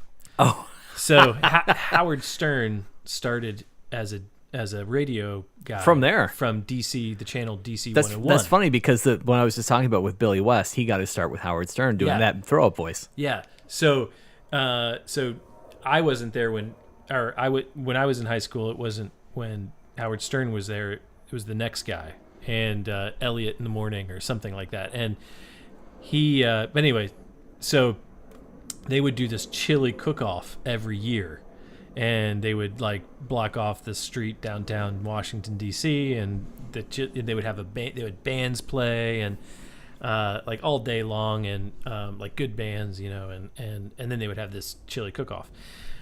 So we were gonna go, but I went to go stay at my friend's house the night before, and then we were like more friends were going to meet up the next day and go out to the chili cook-off. Yeah. So that night before, I had, in high school, I had been drinking just a little bit. Yeah.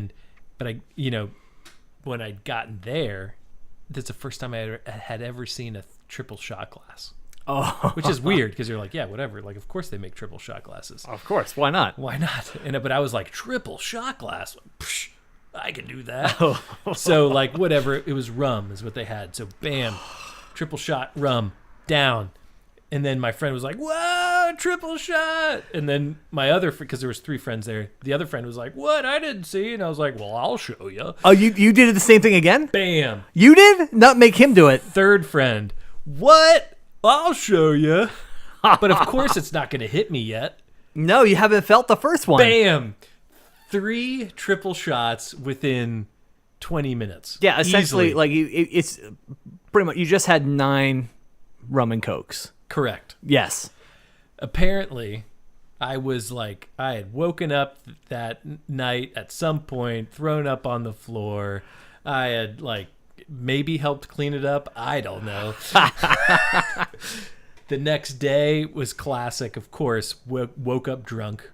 Yep. And because who knows what else I had after that? You don't know. After that, and then all the way into the chili cook-off, I think it was till 1 or 2 that next day. I was feeling it, and still the same thing. I wasn't up to traveling the booths and having all the chili. No, that sucks. There is a science to it, and I used to have it down to a science, and I think I've lost my science. Most of the time I'm good, but when it's one of those special occasions where you save up for a long time, and I just don't have the same savvy I had. Yeah. There's a pinnacle of drinking savviness. Yes. And some people can achieve that pinnacle and some people cannot.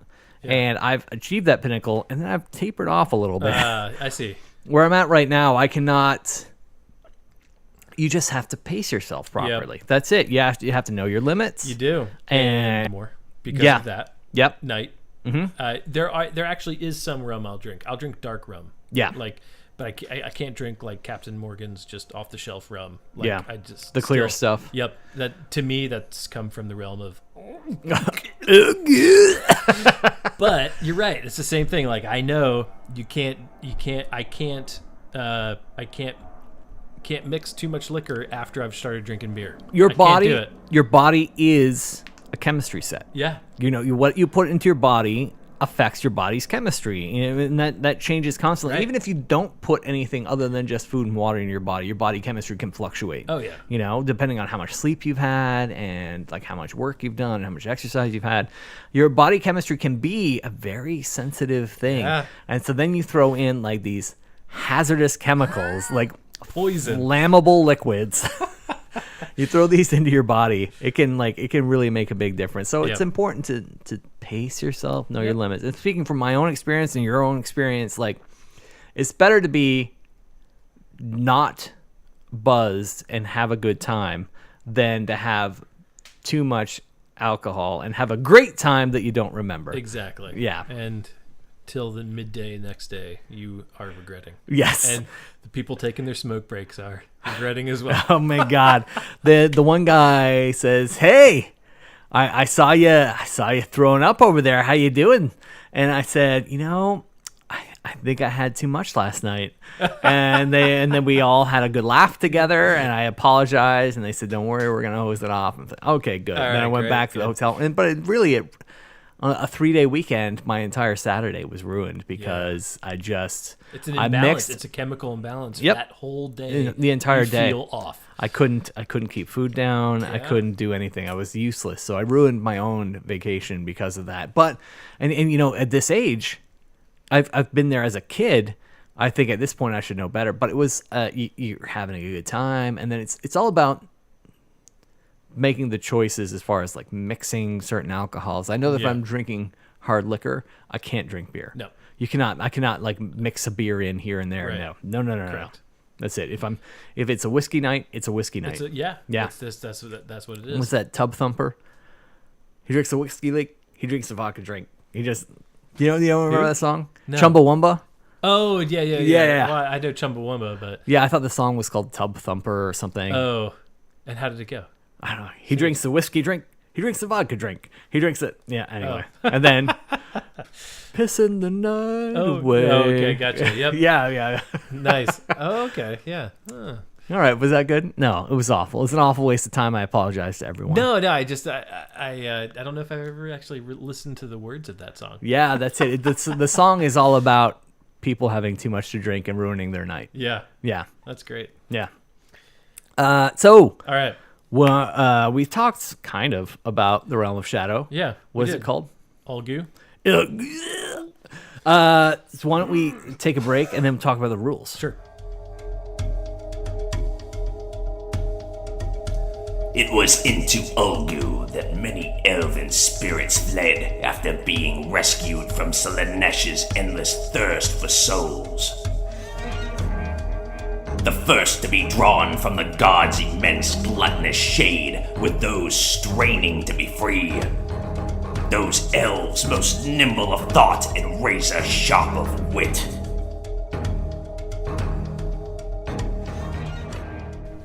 Back from our break. So during our break, the subject of Dungeons and Dragons came up, and we were talking about group dynamics a little bit. So what was it you were just saying about, you said you would talk to Matt, who's our dungeon master in our current campaign. Yeah, well, so I'm a half-orc druid, and I align as neutral, so I'm not like lawful good. Or, You're true neutral. that's what I try to play. Yeah. So sometimes when people are really getting into like whether this is the right thing to do or whether this is the wrong thing to do, I'm kind of indifferent.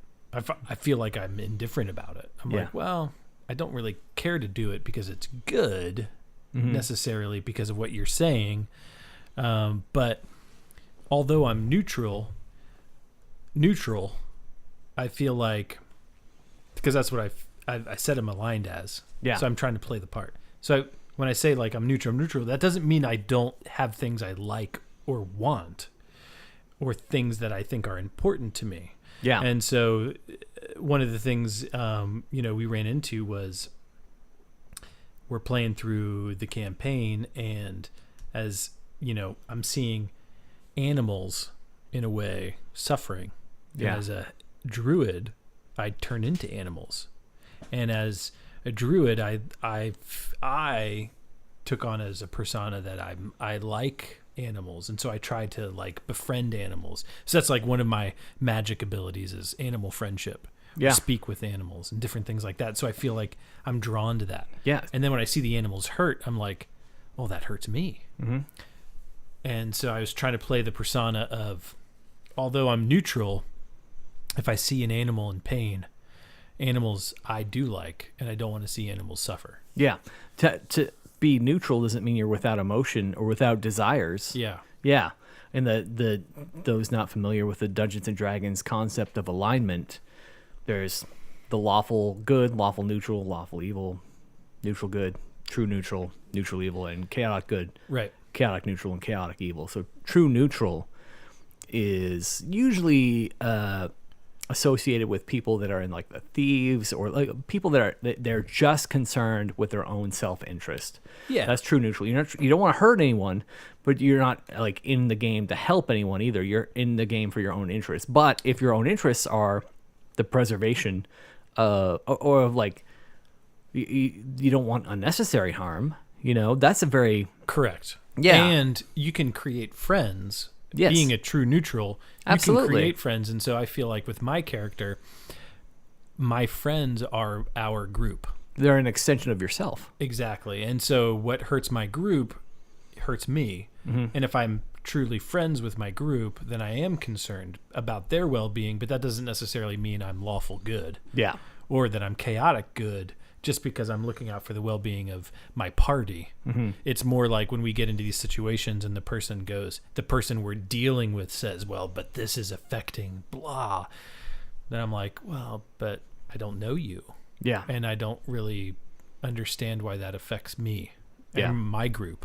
Yeah, So how I'm does that concerned help about us? my group. Yeah, That- and how, you know what I mean? Like, It's a fun like a macro political application to look at our own American politics, or you're thinking about Brexit and that kind of thing. Like, yeah, the neutral concept applied to Brexit versus like a universal Yeah. greater good staying in the EU.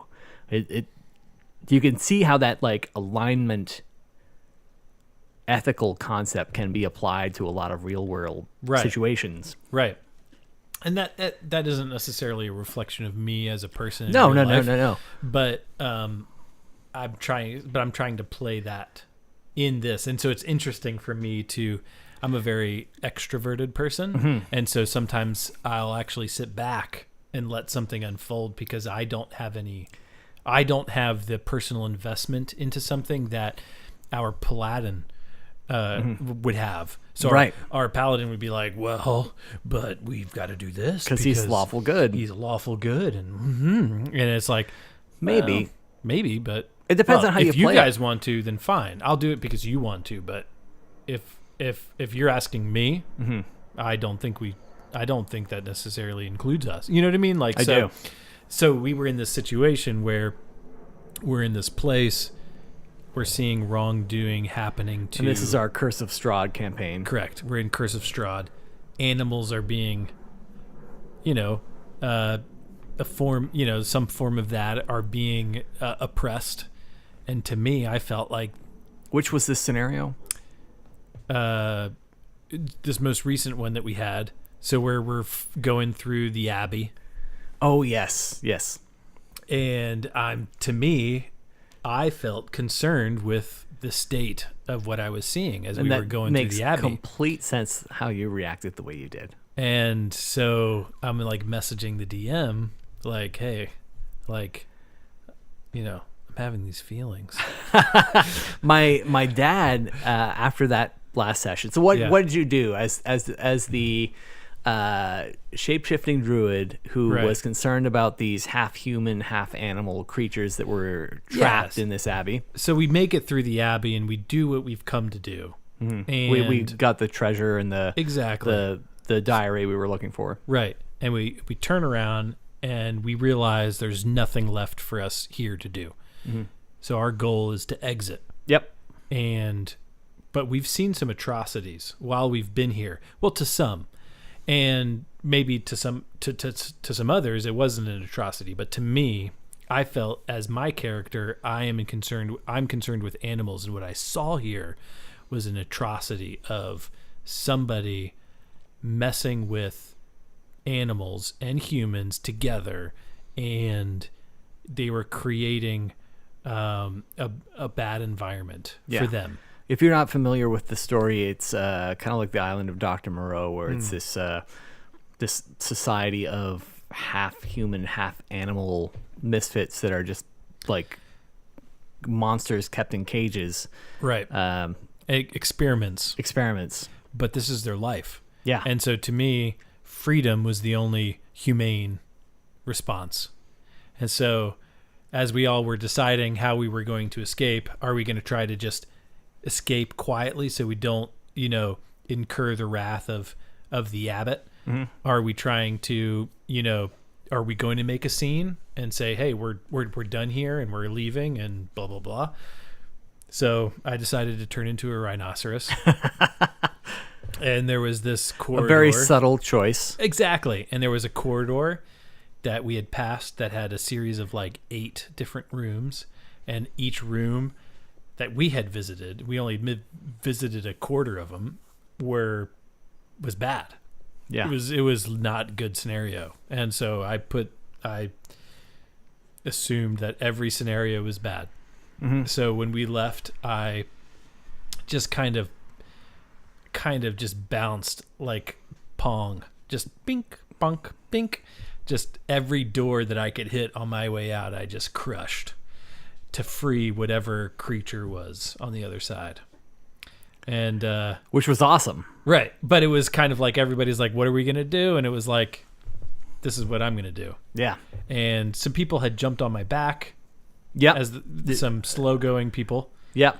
Jamie the halfling. Yep. She's up there. Yep. So the halfling and the young wizard hopped up on my back, mm-hmm. and we rode, and they didn't know what I was doing, but I did it anyway. And we were one of the first out the door. Yeah. Your dad, mm-hmm. the ranger. Yep. He was the first out the door because he's pretty quick. Yeah. And swift.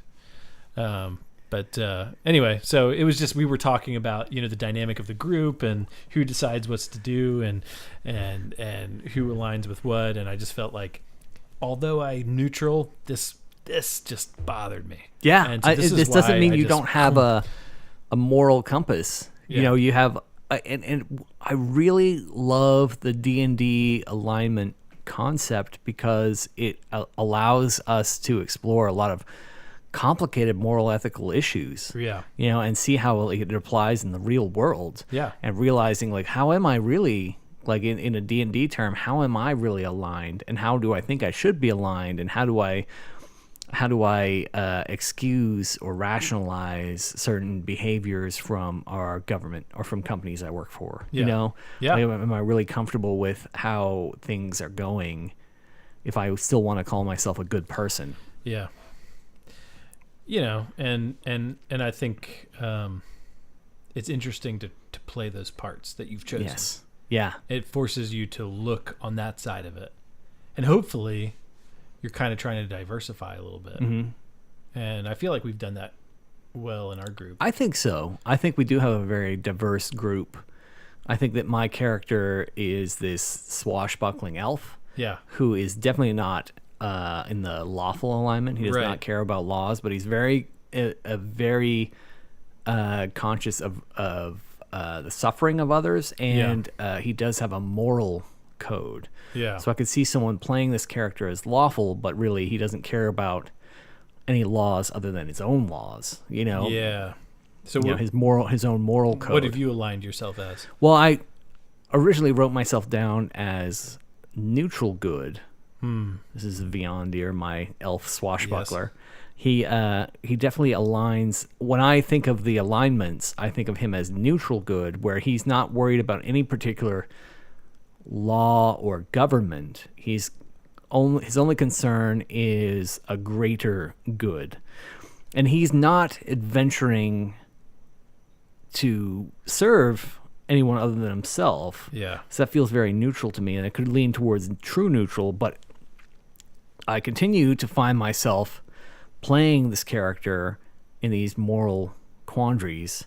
And when he's in these moral quandaries, he continues to want to help the innocent, help the vulnerable, stop the evil, stop the oppressor. So I do think he's definitely a neutral good character, but good is definitely part of his alignment. He consistently wants to help the downtrodden. I think as a character develops, I picture him in his arc. If he continues to live, I do see him in some kind of like government leadership role where he'll eventually his entire job will not, like, he's not like a swashbuckler anymore, but his purpose will still be to protect the innocent. Like if Han Solo survived and didn't go to smuggling for the rest of his life. Yes, if episode 7 was better written. Yeah. Yes. Yes. But like, coming from the Timothy Zahn amazing books about what happened to the core group in Star Wars after Return of the Jedi, where they all continued in their role in that was a weak story for Han Solo in Force Awakens. Like, it was. I just went back to being a smuggler. I went back to what I knew because I couldn't get along. Because my boy was bad. I could, if we had gotten a bigger picture of what he did before Ben Solo went rogue. Yeah. If we knew what Han Solo was doing for society, was he Senator Solo? Do you know what I mean? Was he something more? What did he do for those 30 years? Between the end of Return of the Jedi and then Force Awakens. What was his journey during that time? I would like to know that. Yeah, that's a lot of time. That's a lot of time, and it was, and they make it fairly clear that it was only after Ben turned to the dark side that he separated from Leia. Yeah, that's the way it seemed. Yeah. And so, how long had he been separated? 5 years? 2 years? Who knows? Yeah. There's no way for us to know. Yeah. It's not there, and unless there's a. Did they do a novelization? Because I read all the novelizations of the prequels. Yeah. But I don't remember seeing anything on the shelves. They have done some novels, but I don't. Okay. I'm sorry. I don't know. I don't know either. I should look it up because I'm hoping there's something in there that tells us what happens between Return of the Jedi and Force Awakens. Yeah. Because I do like the thought of, General Han Solo. Yeah. As he was known after. Right. Return of the Jedi. What did he do between Return of the Jedi and Force Awakens? What was his journey? Yep. To go and be essentially being the same character we met in the episode 4. Yeah. The same guy who's just like some random smuggler. Yeah. So talking about alignments. So D&D. Well, okay. What did your dad? So your dad. What did Talbot do, or what did he say? What he said was he in general thinks of stealth as his first option. His character is kind of a paramilitary. Real Earth paramilitary special forces character who's been dropped into this fantasy world, and his idea was strategically to just sneak out. There's no reason to cause a fuss. Nope. Let's leave. And when your character transformed into a rhino and literally destroyed everything he could on his way out the door, it was a shock to him. because he felt like it created a lot of conflict that didn't need to happen. Yeah. So I thought that was really interesting. Yeah. And my character was also in the mindset. I left you behind. Like, That's fine. My character was. I think my character as a. If you're familiar with Dungeons and Dragons, he's a battle master. It's the type of fighter who's all about strategy and having a solution for every situation. Okay. And he's a dexterity-based fighter, so he doesn't have a lot of strength, but he's very fast and cunning and agile. And so he can get out of a lot of situations. So it's, even though he doesn't have a lot of strength, it's really hard to hurt him because he can avoid so much damage. He's got a high AC, and he has this parry ability where he can reduce damage done to him. So my whole point, like my whole purpose in here was like, okay, we're leaving. I'm not going to fight anyone. I'm just going to get out, dodge, parry, exit. So that's what I was doing. I was frustrated, and I do want to take this up with Matt, and this is not a criticism. It is a criticism of Matt and his Dungeon Master choices. So, Matt, I love you. I love you so much. I kept trying to come up with, and I think this is something between me and Matt, our relationship, because we are so close, and I love this guy so much. I kept trying to come up with funny ways to stop the villain from pursuing us, and it was this golem, this like animated flesh monster, kind of like a Frankenstein that has no persona. It's just this like animated monster made out of flesh. I kept like, let's tie a rope around it. Oh, let's put a big soup pot on its head. Yeah. Trying to come up with all these funny ways to like these situations where like, hey, we can just like not fight it, you know? And then I do these things, and Matt's like, so yeah, he takes it off. I'm like, oh, well, okay, I'll do this and this. It'll be fun. You're like, no, he just takes it off. Well, all right, fine. That's not. I thought there'd be more. I thought there'd be a lot more fun. It's a great opportunity for us to improv together, you know, because like D&D for me, I love improv. You know, I love improv acting and like the whole yes and concept. I love the yes and. So I didn't feel like we had our yes and moment in this last session. But anyway, so we're now have to fight. No Curse of Strahd spoilers. The person in charge of the Abbey is a particularly dangerous creature. Okay. And we're gonna have to face this particularly dangerous. And I'm not a big creature. D&D person, so I don't know yet how dangerous this person is. It's pretty high up there on the scale of dangerous creatures. All right. I don't want to spoil it because I think you could play Curse of Strahd, and there are spoilers to be had with this game.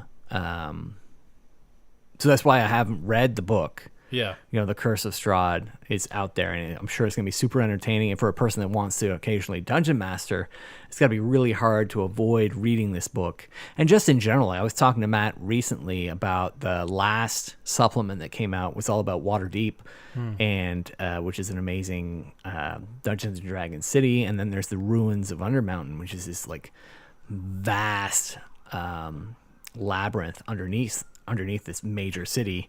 And there are 2 supplements that just came out, all these stories and adventures based around it.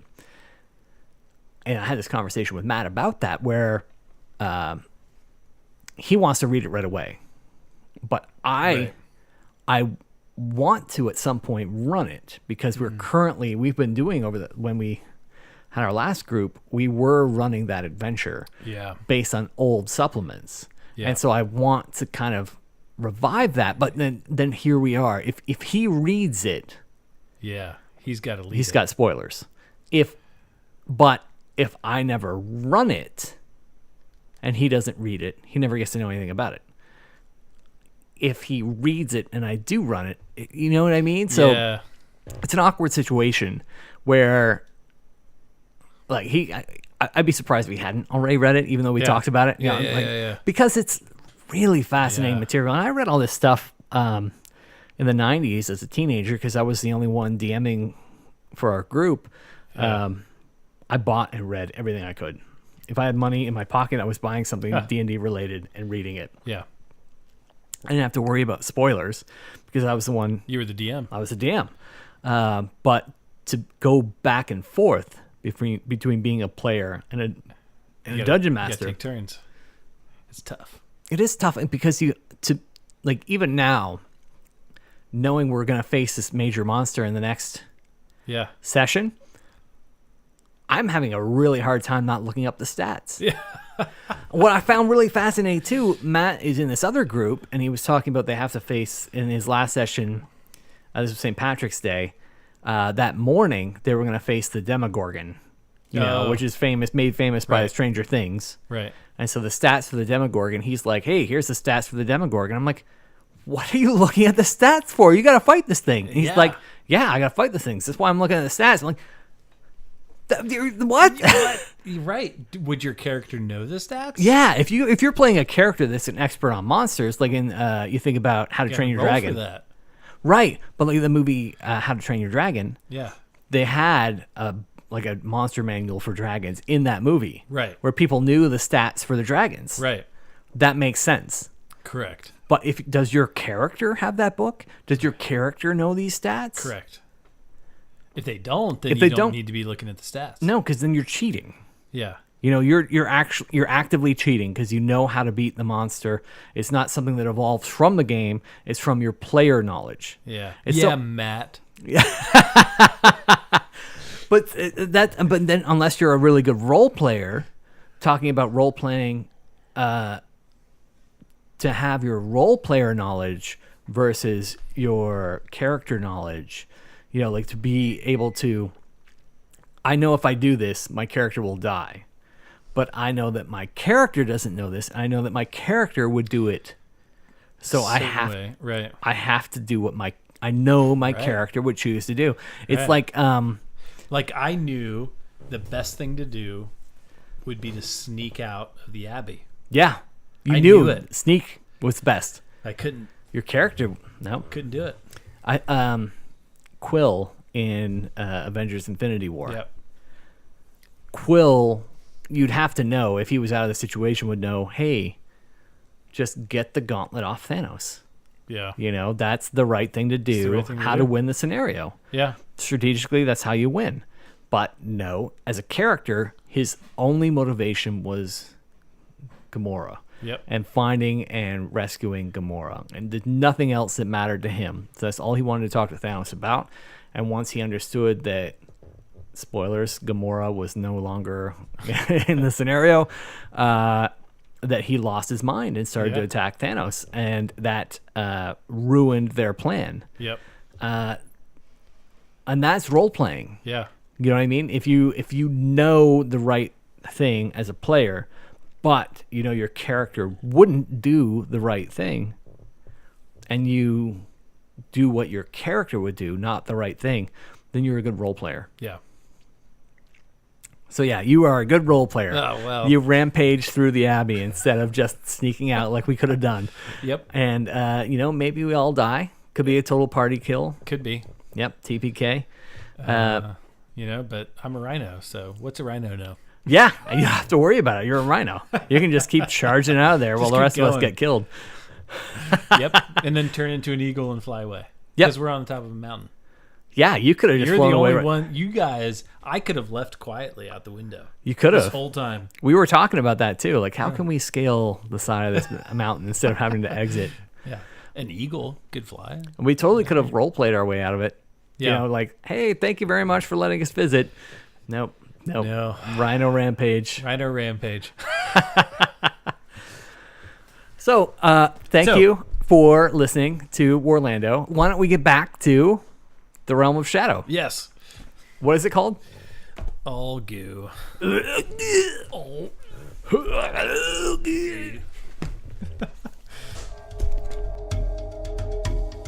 The elves of Ulgu, taken by Malarian and Marathi, were not humanoid in the way they once were, for they had been changed irrevocably.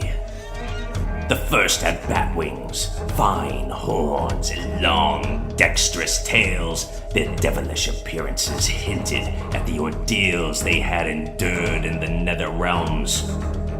Yet they had been cleansed by Haish's light, the hidden from retribution by Ulgu's shadow. Realm of Battle rules for Ulgu, the Realm of Shadow. What page are we on? 260, if you're reading the core book. Realm Sphere Magic. Wizards know the following spell if the battles are fought in the Realm of Shadow, in addition to any other spells they know. Mystifying Miasma. The wizard creates a numbing fog that causes their foolish foes to listlessly stagger and stumble. Mystifying Miasma has a casting value of 4. Nice low number. If successfully cast, select an enemy unit. That's interesting. It doesn't say an enemy. It just says select a enemy unit within 18 inches of the caster. I don't know. I'm bothered by that kind of thing. It should be an enemy unit, shouldn't it? Select a enemy unit within 18 inches of the caster that is visible to them. That unit cannot run until your next hero phase. In addition, subtract 2 from charge rolls for that unit to your next hero phase. So that's nice. Like you're creating a fog around them. They can't really judge distances appropriately, so they cannot run and subtract 2 from charge rolls. That's nice. Yeah, that is nice. You want to talk about the realm commands? Sure. You can use the following command ability and abilities fought in this realm in addition to the command abilities that you normally are allowed to use. So, Lord of the Shadow Realm. The hidden pathways of this realm offer great strategic opportunities to those who can master them. You can use this command ability at the start of your hero phase. If you do so, you can use either the Shadowed Mansions or Shadowed Realmscape feature on the right. In addition, after transforming or setting up the unit in its new location, you do not have to roll to see if any models from the unit become lost in the Shadow Realms. Note that if the Shadowed Mansions or Shadowed Realmscape features apply in your battle, you can use them normally as well as using them with this command ability. That's pretty complicated if you don't know what the other two things are. Correct. Let's read those. So yes. Shadowed Mansion, if you're reading the Realmscape feature, that's number 5. It says, this is the domain of secrets and lies, of twisted reason and mind-bending magic.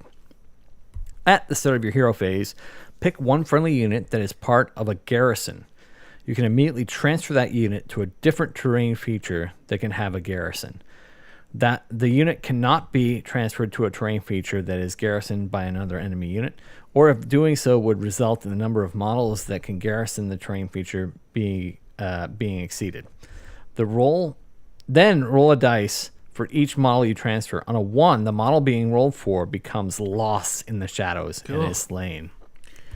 So I guess what it's saying for the command ability is you can use the Shadowed Mansions to transport somebody, but you don't have to necessarily risk them being lost. Yes. If you use the command ability, they don't risk being lost. So the Shadow Realm is very similar to Shadowed Mansion. The edges of the battlefield are shrouded in shadow and lead to a strange netherworld.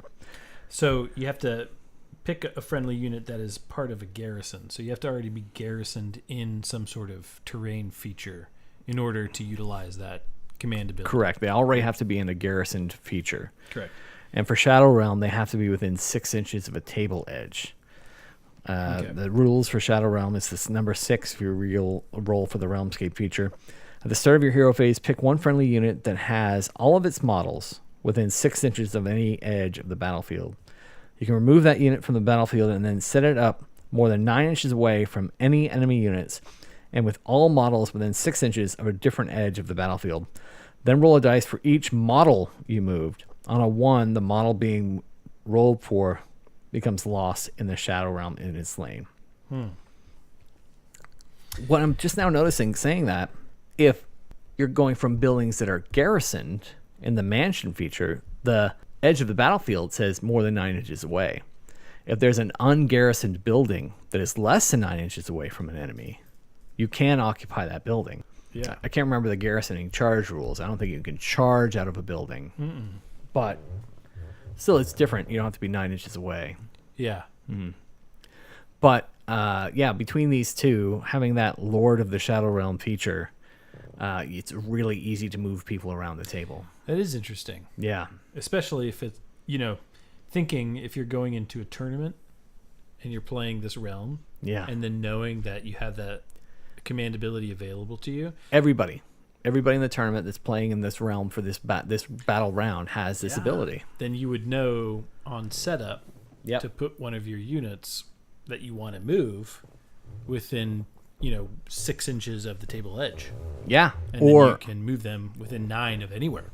And then when you're setting up, keep in mind that your opponent can do that. Correct.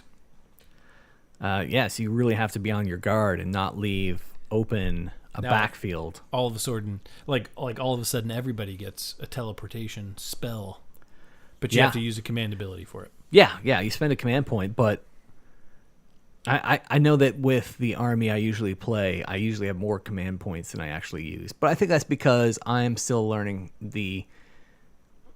how many ways to use my command points. There's so many valuable ways to use your command points. Even just talking about those 3 core options for command points, the re-rolling, max out your run, re-roll a charge, or what was the third one? Battle shock. Battle shock. Yeah, I definitely use the battle shock regularly, but I Re-roll remember a charge and battle shock. Yeah. I've definitely used. The max out the run for the Daughters of Cain, because they get to run and charge, that max out the run is huge. That is nice. Yeah. And you can do that after you roll and run? Yeah. Okay, so you can be like, I need these people to be like in your grill. Yeah. And you rolled a 1. Nope. It's a 6. Yep.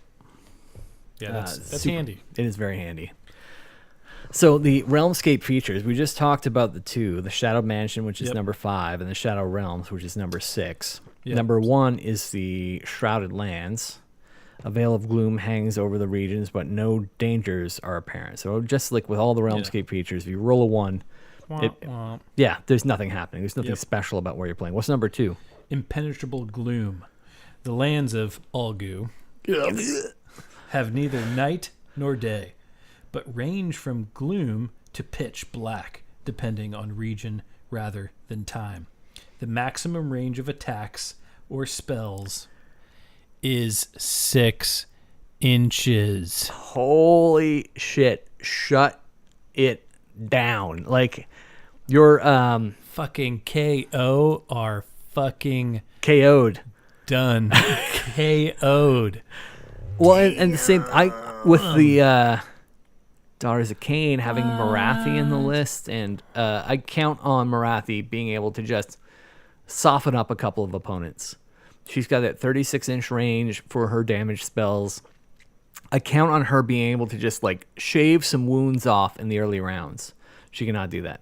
She cannot shave any wounds off anybody if there's a 6-inch range on spells. It's crazy. This is nuts, because for somebody like KO, if you got a shooting army, you can't ever drop people other than 9 inches away from them. Yeah. So usually you'll never get a shooting drop round. people out like in that 9-inch range, you can't move after that. So you drop them in your hero phase. That's your movement for the turn. Then you go to shooting. You're 9 inches away. Well, guess what? 6 inches won't get you there. Yeah. That shuts down armies. That's crazy. I agree with you. It's fun. Like, it should at least be 9. 9, yeah, I see why you say that. I think 9 is fair. Most shooting attacks seem between 12 and 18. If it said 18, it wouldn't really be look at the meaningful. next one. What's the next one? Perpetual Dusk. Many regions in this realm are places where half light and half truth are the best a traveler can wish for. The maximum range of attacks or spells is 12 inches. So it's 12. Yeah. And then the next one, darkly shaded. In this place, shadows stretch preternaturally across the landscape, covering all in shade. The maximum range of attacks or spells is 18 inches. So right there, you got your 12 and your 18, but 6 shuts down shooting armies across the board. So for if you're That's a blades tournament. of corn That's a tournament killer, right? killer. There. Like you're literally You can't writing do that. something that nobody will use in a tournament. No, you can't. I could see 12 is pushing it. 18 sounds like Yeah, 18 We'll is let still a it fly. game changer. it is. It You've for got- sure is. Cannons, the warp lightning cannon, like all these other things that do that, like like I Well- said, Marathi's spells that have a 36-inch range. Yeah, shut down. Yep. When we played the Malign Portents tournament at Coliseum of Comics, Yeah. this guy used the Malign Portents Oh my god. ability. I just drank your beer. Son of a bitch. You're welcome. And I now get a sip of yours. Yeah. Here, All right. yeah, here we can trade. Thank you. Yeah, this is mine now. So, the Malign Portents says that you can use one of the abilities that halves all of the range of your shooting abilities, which is that in itself Halves is the crazy. range. Halves it. So if your 24-inch cannon all of a sudden is a 12-inch cannon, that's devastating. It essentially just takes this like 200-point model and makes it useless. Yeah. And that's the thing is this 6 inches is even worse than that. Yeah. You've just taken a 24-inch cannon and you've made it 6 inches. Yeah. But anyway, I mean, I like, could see. I'm not complaining. I think it, like because you said that, I wish it had some other more random characteristic, as in, you can still shoot the cannon, but if it's more than 6 inches away, you have to roll a die to see if you hit something else by mistake. You hit the next closest model by mistake. Oh, Do you know what I mean? yeah. That would like be fun. on a 5-up, you hit the next model. Yeah, or within 6 inches. on a 1. Like say it's like so. or something like that. Like Yeah, let's say, it's like, a D6. Yeah, that's what I would roll. I would say, all right, if you're shooting a target more than X number away, roll, because you can't really Roll see a well. D6. Roll a D6 on a 1. Instead, you hit the next closest model. Yeah. So you just See, hit that your would- general in the back. I would like that better. Yeah. Because I would much rather shoot my own people than not shoot anybody at all. Ever. Yeah, that's I never want to be within 6 inches of anybody yeah, other than my saws, right. you know? Yeah, I would much rather something that had a random fail instead of a just nothing. Yeah. You can't do anything at all with Right. it. It's fucked up. I think they could have done a lot better when they wrote these. Yeah. I would rather have a random fail because you're shooting into the shadows. You're shooting into the fog. Slam. You ever see? You ever see Insomnia, movie with Rob Williams? And there's a moment in that where they're like in the fog trying to catch the serial killer, and the main character is Al Pacino, and spoiler, he's in the fog and his partner has damaging information on him. So when they're in the fog and he's chasing the serial killer, but his partner runs into his line of fire, he intentionally shoots his partner, thinking he has an excuse that because it's in the fog, he can like kill him by mistake. That would be so great in this scenario. You can use your just have that random opportunity to accidentally kill your ally. Right. Accidentally kill your own. I would rather, like you said, I would rather kill my own stuff by mistake than not get to do anything at all. Yeah. That's why I think like Skaven and Like the you still like you get a victory point. you get to just tell Yeah. the story. Like, I took my shot at the bad guy, but I rolled that 1 and I killed my general. That's the realm of shadows. That's so much more entertaining than just doing nothing. Yeah. And that sounds like it's Like just I thought I was here to kill you, but guess what? I was here to kill me. Yep. The Skaven and the Grots, they have that already built into their lore. Yeah. That they accidentally kill their own people all the time. Yeah. To have a realm where people are constantly accidentally, because it's a realm of illusions. I thought I saw the bad guy, but I shot that shadow, but it was my own guy.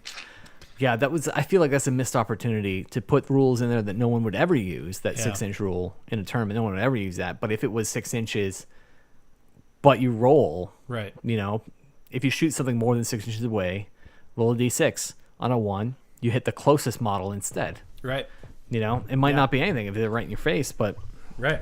I think GW, talk to us. We're here to write your rules for you. All right. So now on to Malign sorcery Nine Souls Rip. and Olgu.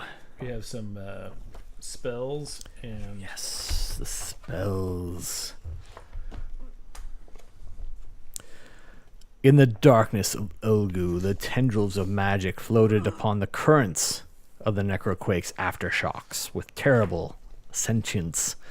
They weaved their way across the shadowy lands to dance upon the fingers of conjurers, who gave them dread new shapes and purpose. The first one, you want to read that one? the Labyrinth of Sorrows. The wizard traps the enemy in a prison of their own despair.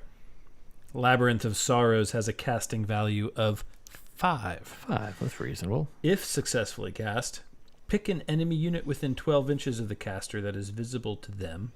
Have the move characteristic of that unit until your next hero phase. So they already have to be within 12 inches. Having the move characteristic can really shut someone down. Yeah.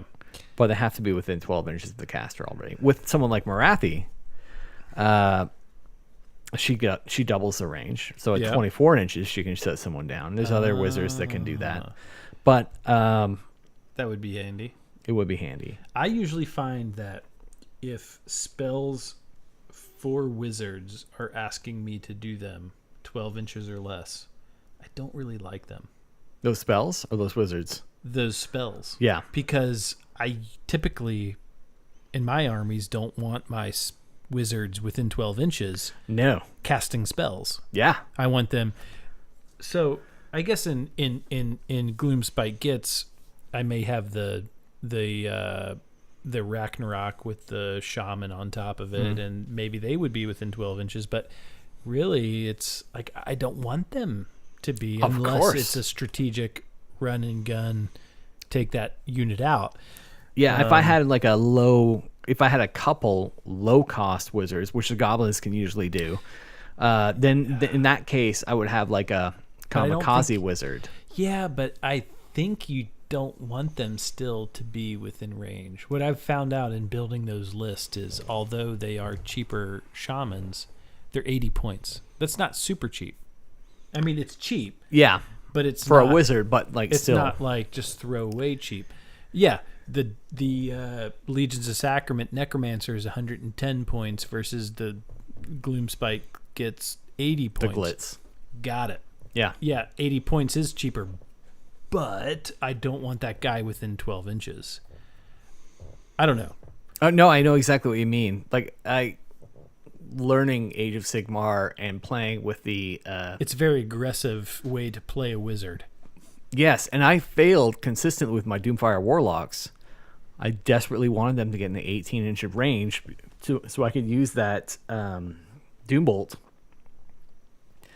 But the way the movement is with wizards, you really have to put yourself in a position where they If you come get to a double you. turn, you're Yeah, done. if you get a double turn, That's you can why do it. you would never want to get them within you know what I mean? Like Yes. I feel like that when I played you didn't want to get them in that sort of position because if I got a double turn, they're gone. Yeah. And then that's like 450 points out of your army. Yeah, absolutely. Doomfire Warlocks, so it makes them a gamble, Yeah. constantly a gamble. I love them with the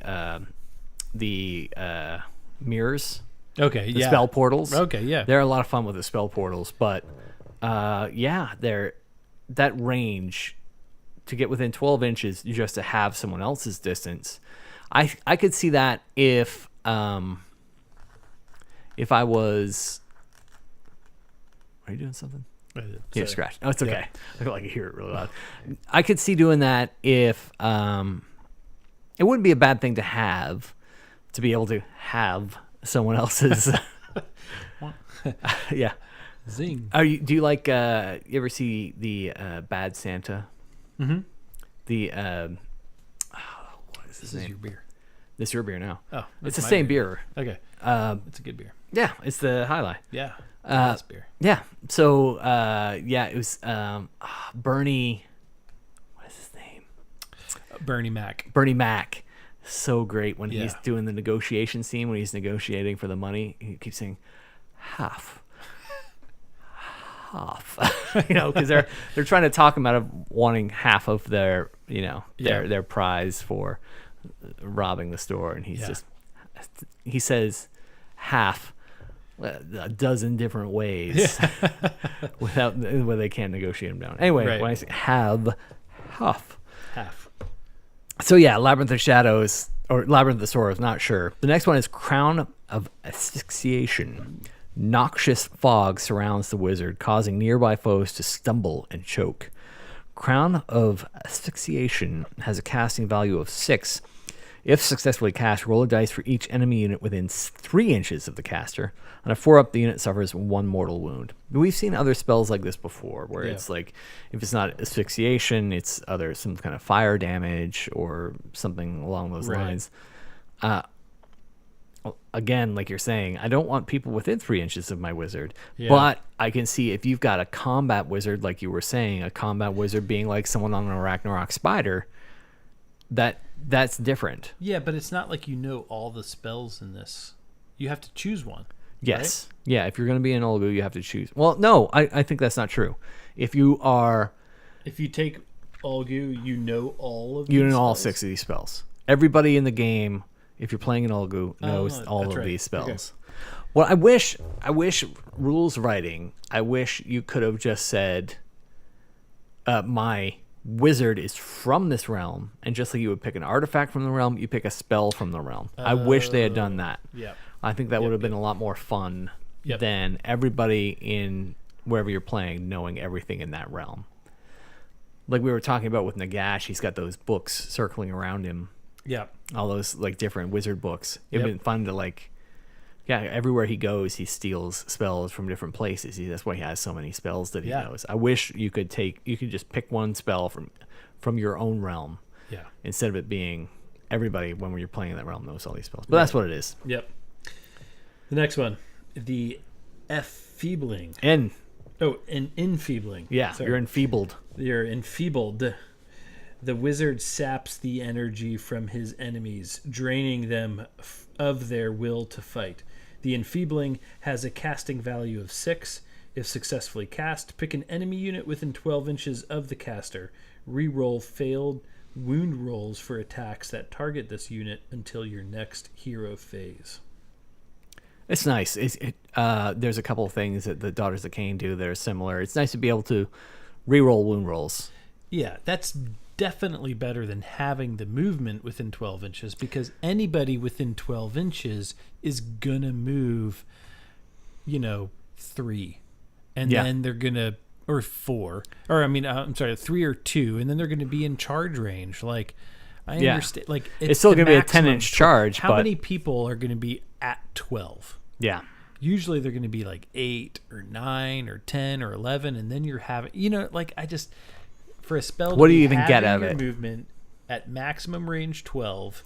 To have your movement, it would have to be at 12 to make it effective. But what's nice about this, like you were just saying, that you have access to all of these spells. So even though it's very conditional, you can, when that condition arises, you have it. Yeah, I guess so. But like if it was the other way around, which I would prefer, 18 inches would be like, perfect. If I would rather that we could pick one of these before a game. Yeah. Yeah, I would much rather that. Or one before a turn. Correct.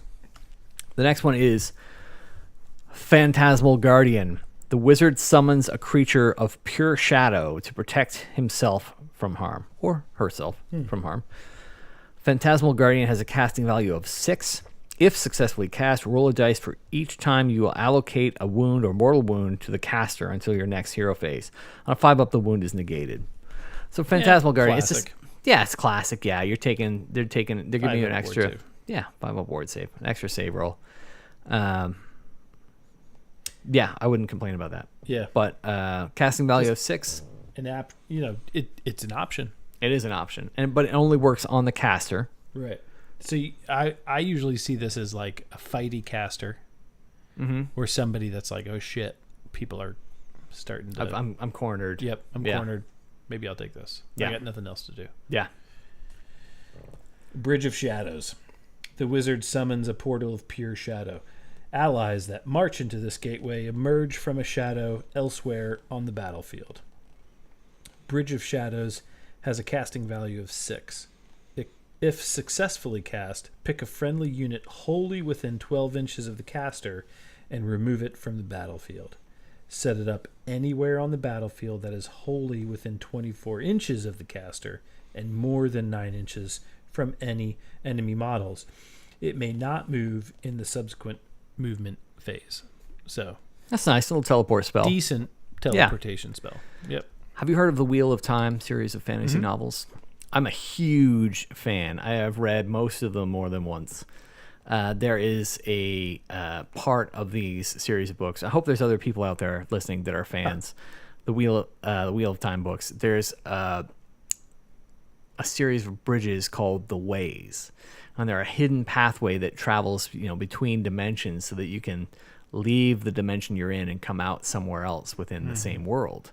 And the Ways, and they were a kind of utopian pathway where you could just walk this through this bright sunny realm and green pastures to get to where you wanted to go, but the magic was corrupted, so it became this shadow realm where it was these crumbling rock pathways with just darkness on all sides, and if you were to fall off the pathway, you would just be lost for eternity.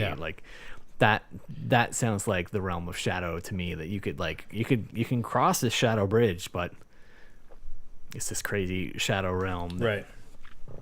They also have this thing in the Wheel of Time called Mashin Shin. It's the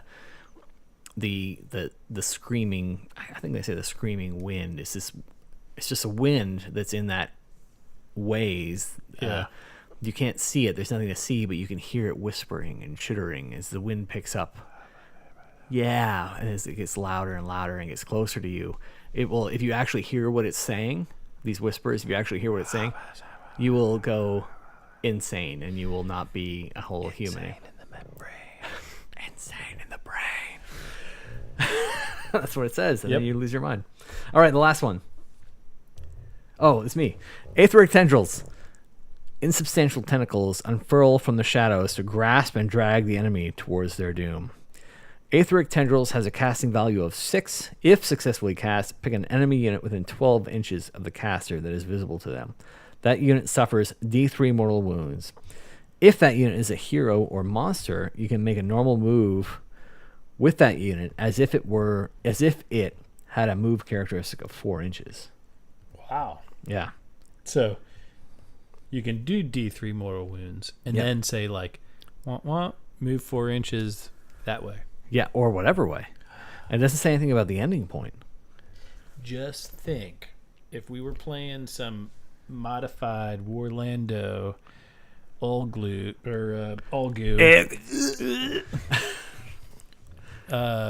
board, and things were shifting, and there was this void, and you used that, pushed them into the void. Yeah, because the 4 inches. That would be awesome. You could also move them 4 inches. That could potentially put them in locked in combat. Could you push them off the board?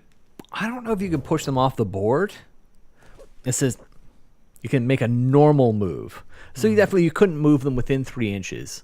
You couldn't move them off the table. A normal move, you couldn't do either of those things. Normal move, you don't move yourself off the board. Right. But normal move, you could move them within, to that 3 inch point. You can move them definitely where you could charge them. You can definitely move them where they don't have any more options to move. Yeah. Right. You could pin someone down. It's a pretty cool spell. Anything that lets you move yourself or move your opponent. That's cool. It is. Movement is huge in this game. Yep. Okay. All right, we're now to the artifacts and weapons. I think we both have some strong opinions about this category based on our previous play. Okay. As a Daughters of Cain player, I usually just thematically, I pick Olgu Yeah. as my realm just because I like story-wise to say that's where they're from. Right. But I do also like this list of weapons and artifacts. One that I consistently take is the first one here, page 84 of the Malign Sorcery book, the Artifacts of Power, Weapons of Olgu. The first one is the Miasmatic Blade. Smoke trails from this blade as it is wielded, obscuring the wielder.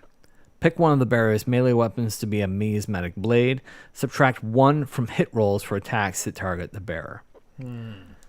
So Daughters of Cain, I usually have my general on the Cauldron of Blood, whether or not she's a Hag Queen or Slaughter Queen. She's a target because she gives so many buffs to everybody else in the army. So I can take this blade and make her, for the rest of the game, -1 to hit. Yeah. For melee shooting, she's -1 to hit. And if she's a hero, She's a hero, so then she gets... -1 to hit during shooting attacks. and Yep. If she's within 3 inches of. Yes, another if she's... unit. Yes, with the Lookout Sir rule. Yep. And there's another category, like a temple you can be from for the Daughters of Cain, that gives you -1 to hit in the shooting phase. Oh. So between the 3, I can make my general -3 to hit for most of the game. Yeah. So people were pretty much always hitting on 6s. Yeah, if that. Like, I think you always hit on 6s. not necessarily. You don't always hit on a 6. I think technically in the book they've now made it that you always hit on 6. You can't- Always hit on 6? Yeah. So if I were to hit on 5 up and you Yeah. were to make me -3, then -6, -7, -8. No. I always hit on 6. Is that changed? That's official rule now? I think so. Yeah. I'll have to look that up. I hadn't Yeah. heard that before today. And then yeah, because I don't think there's a rule in here that says it's like it used to be in fantasy. If you went beyond that, then you would roll 6s, and then on 4s you would hit. Yeah. And then if it was more than that, on 5s you would hit, and then Yeah. on 6s you would hit. Yeah, so this, if you're -3 to hit and you naturally hit on a 6 up, I say you're -3 to hit, you still hit on a 6 up. Yeah. It doesn't change anything if you're a 6 up to hit. But naturally, people don't hit on 6 up. Naturally, people only would at worst hit on 5 up. And then -1 to hit, you would hit on 6 up. Yeah. But then, -3 would just be, I think, you're just now hitting, now you're adding that complexity to people that hit well. Yeah. Yeah. I don't know. I don't know. I We can look it up. yeah, But- let's look it up afterwards. Let's Yeah. make a note to look this up afterwards cuz yeah. What's the next one? The Blade of the 13 Dominions. The trickster spirit of the sword seeks to confound the greatest minds of the foe. Pick one of the bearer's melee weapons to be a blade of the 13 Dominions. Allocate wounds inflicted by that weapon before allocating wounds inflicted by any other attacks made by the bearer. If one or more wounds are inflicted on an enemy unit by that weapon, subtract 1 from hit rolls for attacks made by that unit until the end of the phase. Wow. That's nice. Made by that unit. Yeah. A lot of times you'll see similar weapons that are against a hero, against a single model, but against a whole unit. So if you run into my unit of 30 witch elves, subtract, subtract 1 from hit rolls for my 30 witch elves that are rolling, 4 attacks each. Yeah. That is a significant percentage reduction in how many hits they can make happen by just subtracting the 1. Yeah. It's big. That's good. Yeah. All right, the next one, Blade of Folded Shadows. The blade is forged from weightless darkness. Pick one of the bearer's melee weapons to be a Blade of Folded Shadows. Add 1 to hit rolls for this weapon. So this is very similar. Like all these different realms, you'll see something very similar to this. Add 1 to hit rolls. It doesn't sound like much, but I've definitely had heroes that are combat-based heroes. It'd be nice to just throw them in and like add 1 to their hit roll. If it's in addition to other buffs that you can get, adding 1 to hit rolls, that's pretty nice. Yeah. What's the next one there? Blade of Secrets. Those struck by this blade find their arcane knowledge stolen. Oh, yeah, I like this. Pick one of the bear's melee weapons to be a Blade of Secrets. Allocate wounds inflicted by that weapon before allocating wounds inflicted by any other attacks made by the bear. If 1 or more wounds are inflicted on an enemy wizard by that weapon, pick 1 spell that wizard knows. That wizard may not attempt to cast that spell again during that battle. That's pretty awesome. Yeah. That's very Khorne, because Khorne hates wizards. Yeah. And the new Khorne prayers, endless prayers, which is a new thing, they have other things that make force wizards to forget spells. So if you were already thinking you're going into a tournament meta where you were going to face a lot of wizards, you could definitely maximize on that idea of just erasing spells. Yeah. If you got someone like Nagash, or Arcan, who are like just ruining your day with their spells. Yeah. If you got multiple ways to just make them forget spells, that's pretty cool. That'd be devastating. Yeah. Yeah. If you could teleport some kind of like low cost hero right into the backfield and have them hit Arcan or Nagash and just do it right away. Right away. Well, you forgot that spell. Yep. And does it say you get to pick the spell? It says, I thought that's what it says. It said, pick 1 spell that wizard knows. Yeah. So goodbye, Hand of Dust. Yep. What's the one that Arcan does? Oh, the Curse of Years? Curse of Years. Yeah. Yeah. You could just take that off the table right away. Yeah. That would so relaxing for me. I would just be able to relax. Oh, all you can do is an arcane bolt? Aww. All right, what's the next one? Sword of Judgment. This sword. Oh, wait, did we skip the Dimensional Blade? Oh, I'm sorry. Dimensional Blade. That's you, actually. Oh, okay. Dimensional Blade. This blade slips through armor as if it were mist. Pick one of the bearer's melee weapons to be a Dimensional Blade. Change the rend characteristic of that weapon to -3. That's nice. Yeah. But not as good as that Dwarven Blade we were talking about in Shaman. Yeah. Where it adds 3 to the rend. This is just make it -3. If you already had a -2 rend, then add 3. 5. Yeah. You're done. Oh my god. Yeah, that would be awesome. But Dimensional Blade, -3, rend, pretty damn good. Yeah. I mean, it's taking one of, like, let's say your Witch Elf heroes, which is just like 6 attacks, no rend. Yeah. To 6 attacks, -3 rend. That's pretty good. Pretty good. Yep. Can't complain. Nope. Sword of Judgment. Pick one of the bearer's melee weapons to be a Sword of Judgment. If the hit roll for an attack with that weapon against a hero or monster is 6 up, that attack inflicts D6 mortal wounds. And the attack sequence ends. Do not make a wound or save roll. That's pretty nasty. Yeah, that's nasty. I mean, just to do. Again, it's you're putting on someone who's essentially an assassin. Their job is to take out a hero. Yep. So you go into the game thinking, all right, particularly if you're talking about the realm of shadow, you might have another way to teleport people. If you can drop this character near some kind of hero and run them in and give them that D6 mortal wounds. Yeah. Well, how many attacks does your cauldron have?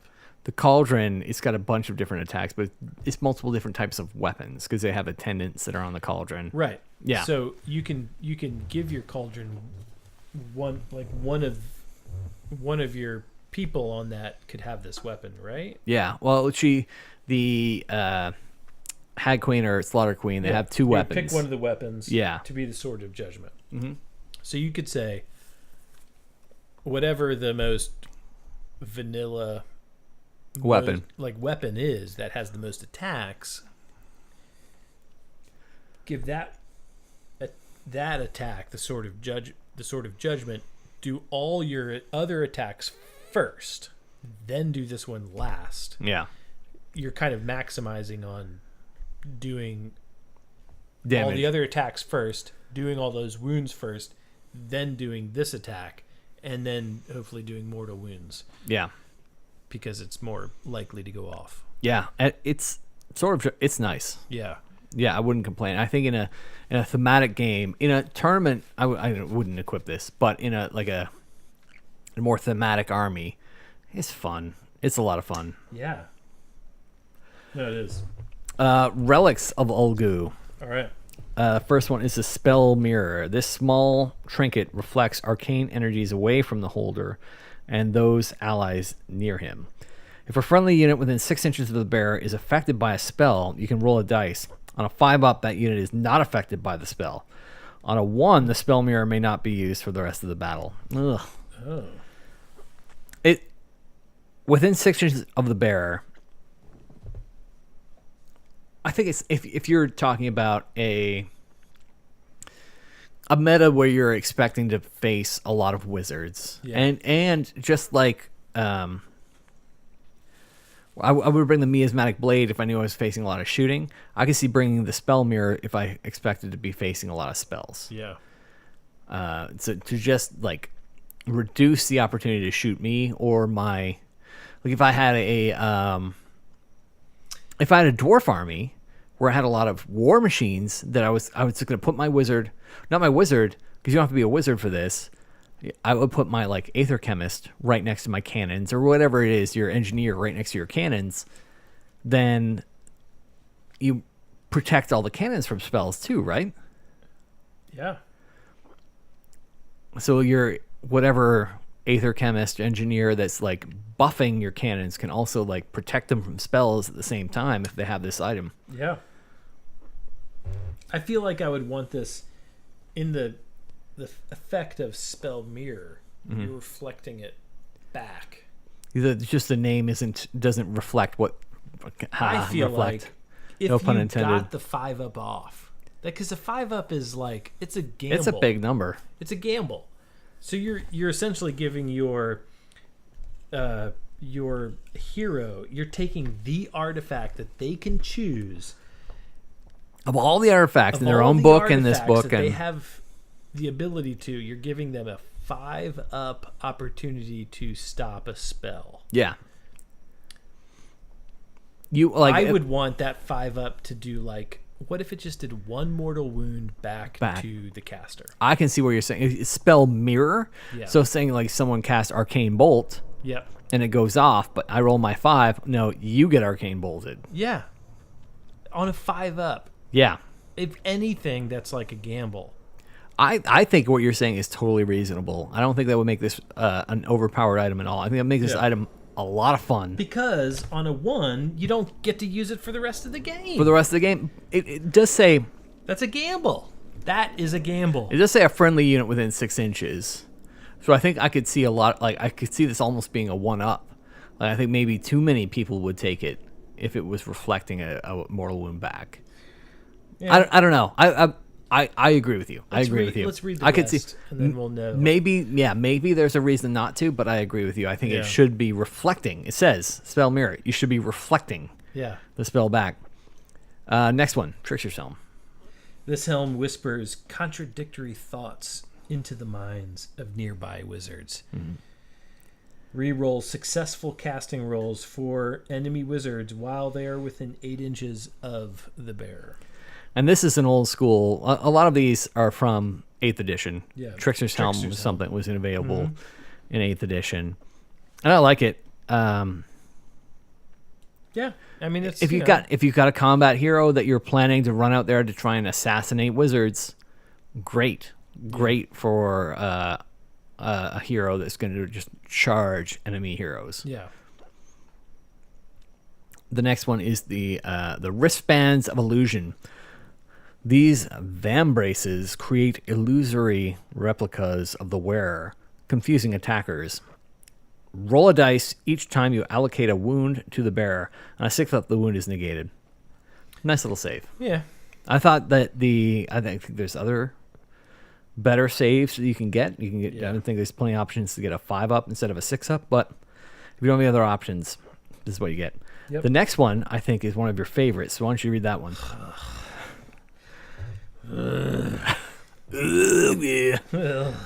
This one makes me gag. Doppelganger cloak. This cloak replicates the appearance of nearby foes.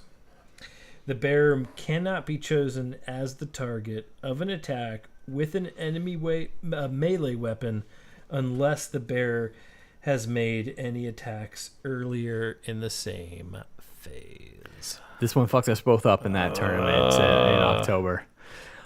It has been errated. This one has changed. A little bit. A little bit. Barely. It says once per battle. Oh, it's a once per battle? I think in the FAQ, this is a once per battle, which completely changed it. It's still a super powerful item, Yes. but it's not a game changer like it was as written. So, Because comparatively to all the other artifacts leading up to this, yeah. that is by far the best Oh, yeah. in this whole list. Yes. And I can definitely see why they chose to make some changes to it. How it was, and we talked about this on previous episodes, where we both ended up playing the same guy in the tournament. And we both, and he was very good. He had a Keeper of Secrets in his Slanesh army that he put right on an objective as soon as he had the opportunity. And if you didn't plan your attacks properly, you could not attack the Keeper of Secrets because it had this Doppelganger cloak, and you had to wait for it to attack first. So if you had the wrong number of attacks, if you didn't have an even number of attacks, then it would you wouldn't be able to attack it. Yeah. So I ran into this, you ran into this with the same guy who had this cloak, and we weren't prepared for how the cloak worked, and we didn't plan accordingly. Correct. But I like that everybody ran into this problem, and that the Games Workshop said that's a little too powerful in the wrong hands. So they said it's, as far as I know, please correct me if I'm wrong, the last time I looked at it, Doppelganger Cloak is now once per battle.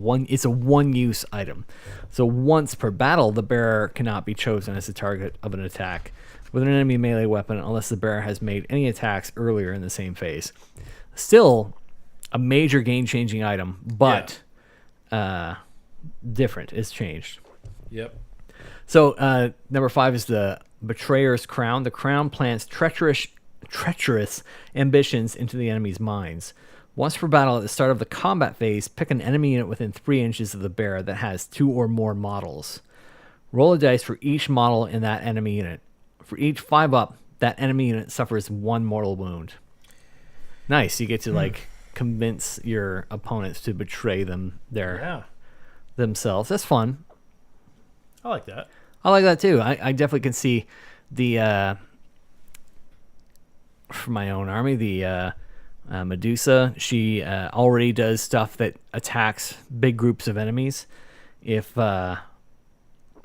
she's finally going to get stuck in with an opponent, that's a nice idea. Once per battle, at the start of the combat phase, it doesn't have to be your combat phase. She gets attacked. She's swarmed by an opponent. Yeah. It's the start of the combat phase. But hold on a second. Before any of these people attack, boom, here you go. They're 5-up. That enemy suffers 1 mortal wound. Yeah. So right off the bat, you can take a big chunk out of them. All right, what's the last one? That's great. Talisman of the Watcher.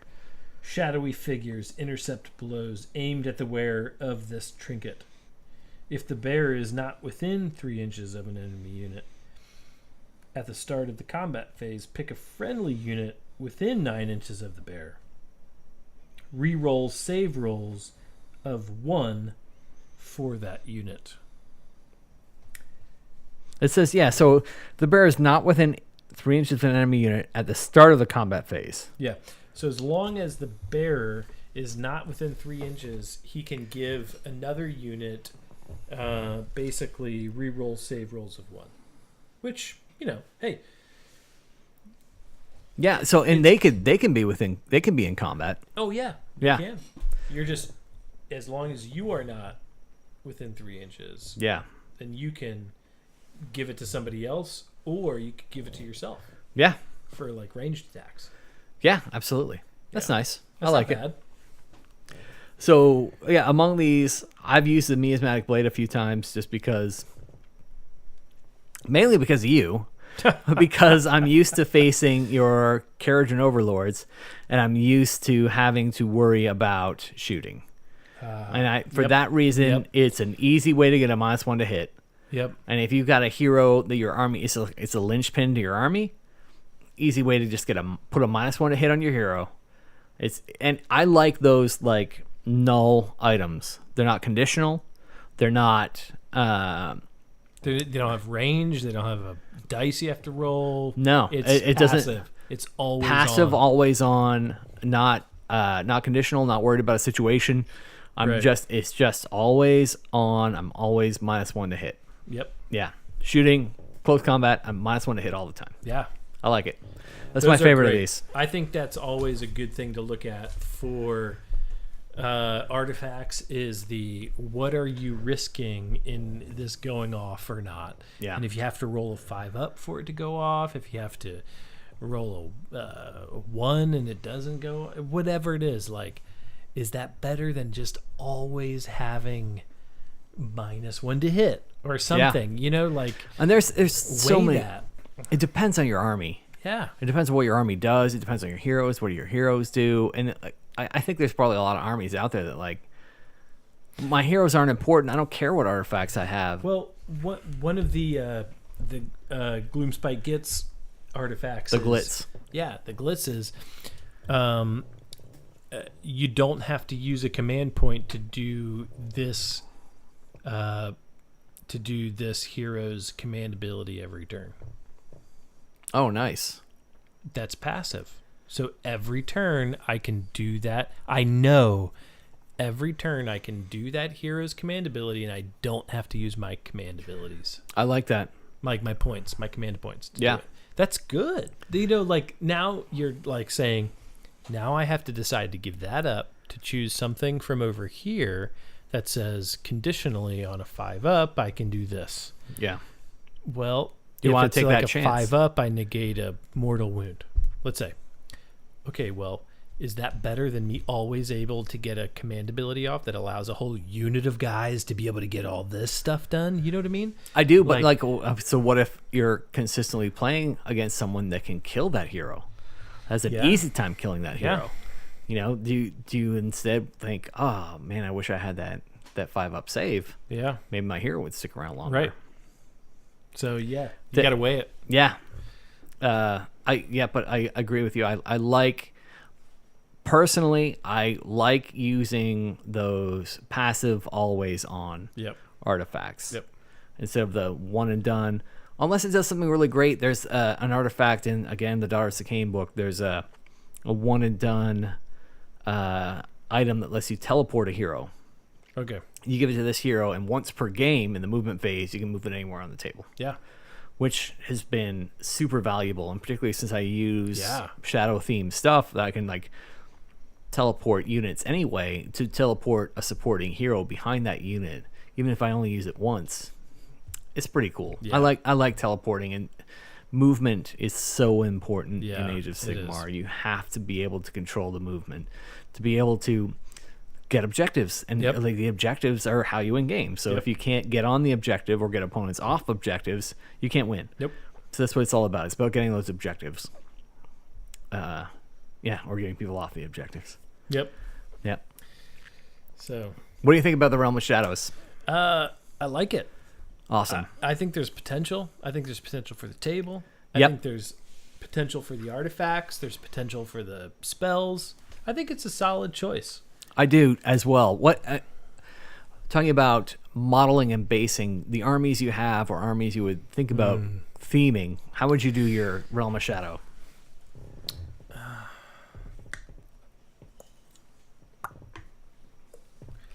I don't know. For basing, for now, for in where we are now in Age of Sigmar, I feel like the Realm of Shadow is very bland as far as tones go for colors. So I think muted colors is kind of giving off that essence of like a bit of a, like either there's a fog covering the light, Almost or like you're there's- like a black and white movie. yeah. So you're kind of muting the colors. So I don't see goblin green bases. I don't see grassy bases. You know what I mean? Like I do. see very muted color bases. So I feel like for shadow, I would do muted colored bases. So grays, muted browns, Or like a sepia tone. Like you see those pictures Yeah. of people, you go to like tourist places and you can do like the old West pictures. yeah, Yeah. exactly. Yep. Yeah. So things that are muted and not vibrant. Yeah. Yeah. I like that. I set my Daughters of Cain. I've decided they're from the Realm of Shadow. Yeah. So when I based them originally, I based them with an idea of like a Northern European battlefield. Like you'd see Braveheart, you'd see the battle board I created. Everything's like green grass, meadows. That's what it is. When I was painting them, my Daughters of Cain are based on the dark elves from the Forgotten Realms of Dungeons and Dragons. So they're Loth worshipping dark elves. So they all have gray skin. And they all come based on rocks. So I was painting the rocks gray with their gray skin. I'm like, Yeah. I can't do this. This is like it makes sense from an evolutionary idea that they would blend with the rocks. Yeah. You know what I mean? Like from evolution, they would like naturally camouflage with the rocks. Right. But for the tabletop, them being from the Realm of Shadow, I wanted supernatural rocks instead of them having I wanted them to be gray skinned, but I wanted supernatural rocks. So after I painted the Balewind Vortex, I used that same paint formula for all of the rocks that they're jumping off of. Okay. So it's that same kind of like blue-green rocks that they're all jumping off of. Okay. So that's the only thing. They're on the normal European fields, but all the rocks are like a blue-green rock. That's my idea of Okay. like, those are the rocks you find in the Realm of Shadow. So that's how I based them. To tie that into the table, that's what I was talking about earlier. I want to make a bunch of those floating rock pillars that are chained in place. So these rocks are floating. And glowing a little bit. Floating and glowing, and it's only the chains that are stopping them from floating away. Okay. So that's what I want to do the rest of the table with Yeah. these like big magic blue-green rocks that are everywhere. And the Daughters of Cain have those avatars of Cain. I replace all my avatars of Cain with spider women, like the Driders, the half spider, half women. So the avatars of Cain that I have, those models, I want to paint them the same way and just to put them as statues out on the table. So if I have a battle board that I take with me to tournaments, they'll be on there painted in that same color scheme of that blue-green. Yeah, that's good. Yeah, I like it. I think that's how I would picture. That's how I do my Realm of Shadow. Okay. What about the Carriage and Overlords? Like you were saying, like you would paint them so they have like a dull sepia tone, black and white kind of look. Is there anything else modeling wise for any of your undead or your orcs or goblins? Or you would expect for other people? I'm trying to think like what would a mist be like? Yeah, how I'm do you always trying model to that? How do you model a mist? There has to be some way that you can take like some sort of cotton ball and like, I've tried just that. pull it apart and then pull it apart and then pull it apart a little bit more. Then can you somehow cover it without making it look like it's just like a spider web on the face or something? I don't What I've tried is I've done what you're saying, Yeah. and I tried it with this one model where I want it to be like these like smoke tendrils coming out of the ground, and I did like you're Right. saying where I had just stretched out a little bit of cotton and twisted it a little bit so it looked like a smoke tendril, but it's hard to not look at it as cotton. Yeah. Now, I've seen where other people have used the same kind of cotton to make smoke, and what they'll do is they'll have that like the stretched out cotton in like cloud shapes, and they'll kind of like paint it gray. They'll spray paint it gray, Yeah. so it keeps its shape and it's gray, and then they'll put LEDs inside it that are like yellow Like a little LEDs. glow or something. Yeah, so it'll glow. It'll look like fire. It's like smoke and fire, but still looks like cotton. Still looks like cotton. It's really hard to disconnect from Yeah. that to make a smoke shape. So, $1 million idea. Yeah. Come up with some sort of texture that allows you to replicate smoke or fog And on still, the tabletop and frozen. not look like cotton. yes. They do have, for shows and for effects, they have these tiny little smoke machines. Like you see in a show, the fog Well, yeah. machines on big events. Yeah. They have these tiny, tiny little ones that it doesn't use any kind of chemical fluid. It just uses water. Okay, yeah. And it like right. heats it up in a certain way to make not steam, but it Right. creates like a But- smoke kind of effect. Are you going to have that on like a 25 millimeter base round? No, but if you're talking about like your big battleships or your big like centerpiece model, Could, maybe. that like with your carriage and overlords, or if you've got like your big Choo-choo demon train. prince thing, choo-choo train, your big Ragnarok, Yeah. you got some other big monster, a Maw Crusher, like to put one of these underneath it. Yeah. That'd be kind of neat, like a Star Drake. Like, Yeah. And when you put it, anytime anyone takes a picture of it on the table, you hit that button, like smoke's just coming up around it, like actual smoke. Yeah. It's like this actual fog. Or you just take up vaping. Right. But no, And- like how complicated are those little vape pens? Yeah. There's got to be a simple way to make a vape pen that you don't have to like put toxins in your lungs. You can just hit that button and like it just vapes. You know what I mean? Like, Yep. that's, I mean, I'm sure it's like a $40 per model Right. vape pen, but that's got to be easier and easier to Yes. do because the vape pens are so super popular and people Yeah. are like, there's got to be an easy way to do that. Like the old, Well, so it's now is the deal is you go buy these little trays for your rounds, and they keep your guys within an inch, and they're just like single trays, right? Like a Yeah. single tray of 5 spots. You put 5 guys on there, and then you buy another 5 tray slot. Yeah. You know what I mean? yeah. So those could have the little tube built in and spritz it out every other place. You know what I mean? Like, Anytime someone turns the camera on, you're like, vape. yep, go. But that's pretty cool. Yeah. I mean, it could be really blowing people away, and particularly if like painting contests where you have your you're setting up your battle board. Yeah, your yeah. diorama. Your diorama. You just like, okay, turn it on, and there's like all my LEDs are on. It's vaping, and there's Yeah. like you from like 30 feet away, you can see like the cloud of steam Yeah. coming off your realm of Ulgu battle Yeah. board, realm of shadows. Hey, It's a winner. yeah, you're going for that plaque. Yeah. Best painted army. Best Or painted army or whatever. best themed army Best- or yeah. whatever it is, like to have like the most creative army. Yep. To be able to just have that smoke machine running underneath without having to like have it be this like totally obvious like, hey, run me 20 extension cords across the room to my table. Right. I've got this like 50-pound, Yeah. $2,000 smoke machine. Yeah. I think that could be a lot of fun. I Could. could see trying to do that. These little different types of smoke machines that you can put Yeah. in there. Yeah. Are you putting together a board for Crucible? Crucible 8. I will.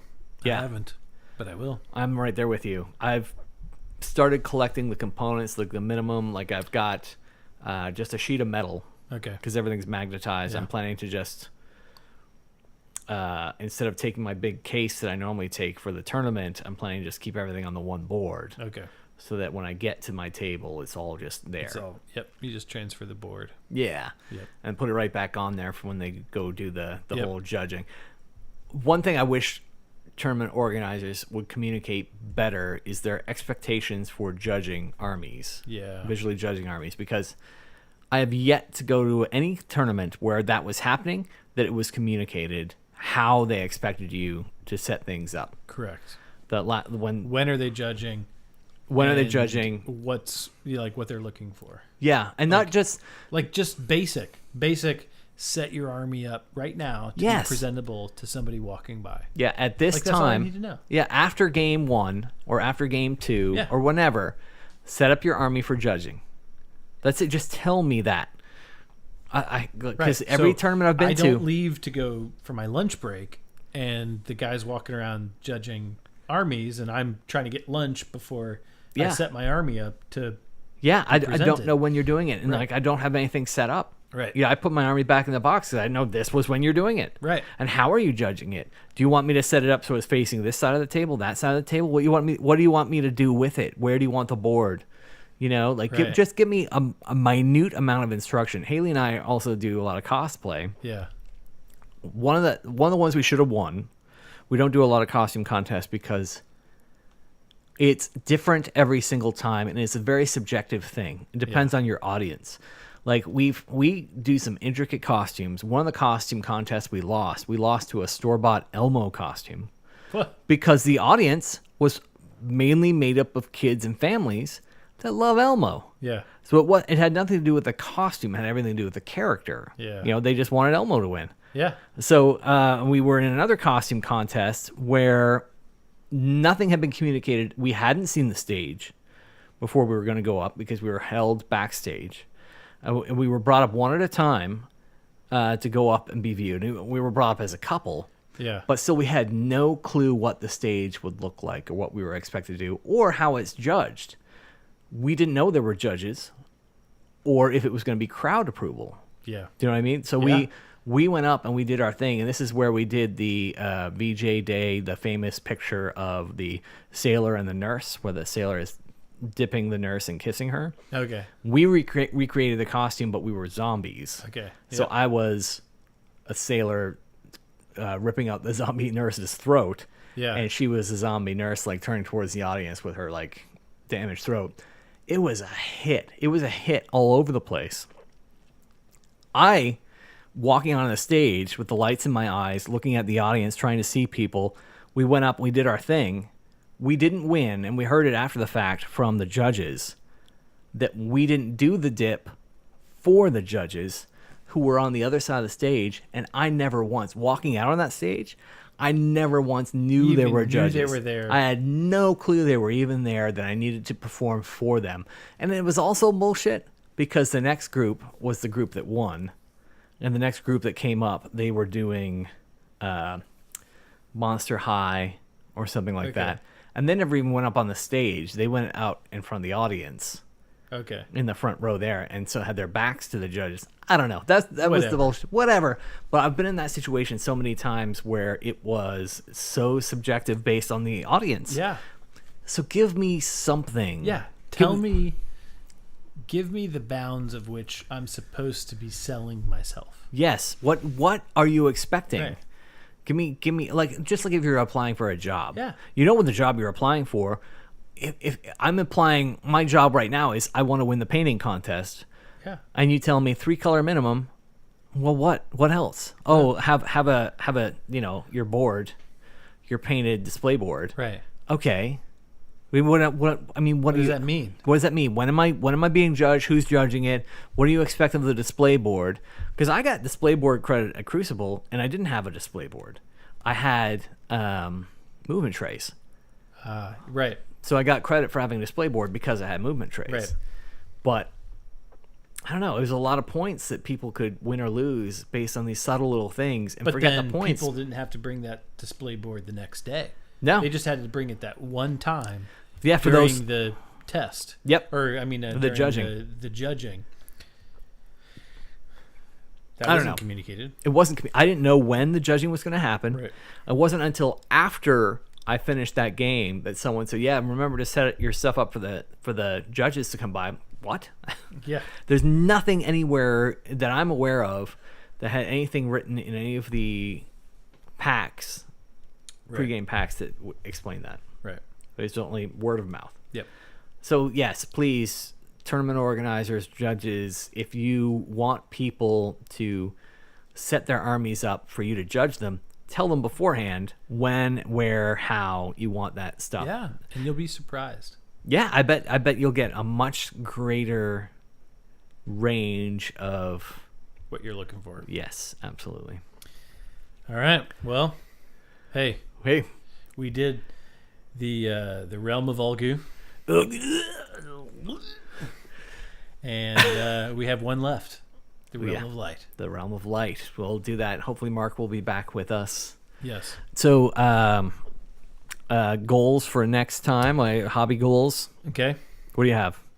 What are my hobbies? I'm gonna try to get a couple of my heroes painted. Yes. For a certain reason. Named heroes I'm for. trying to get for there's a reason why we are. Yep. And we're gonna get them painted, and I'd like to have a few of those painted by Me next too. time. Me too. By next time, I want to have at least one more, if not two more, named heroes. Yeah. But before we play next, Yeah. hopefully that'll be sooner than later. Yeah. And then maybe my glitz converted to round bases. Glitz. Yeah, I named hero painted, and I want to just keep chipping away at the Daughters of Cain and get that entire army to the point where I can sit down and proudly say this is 100% painted army. Yeah. Because I don't have that. Yeah. They are 100% tournament Ready. but they are not Exactly what you want them to be. right. Yep. I want the entire army up to like a hero standard. Yeah. You know. Yeah. I'm good. almost there. 40 right. models to go. All right. Hey. You know, 5 models a night. Just Yeah, that's it. Because I'm just doing a and then couple in of things. And in a week, you'll be almost. And I'm doing 2 eyes on each one of them. The eyes, like, Yeah. I would at least do just one eye and a patch on the other.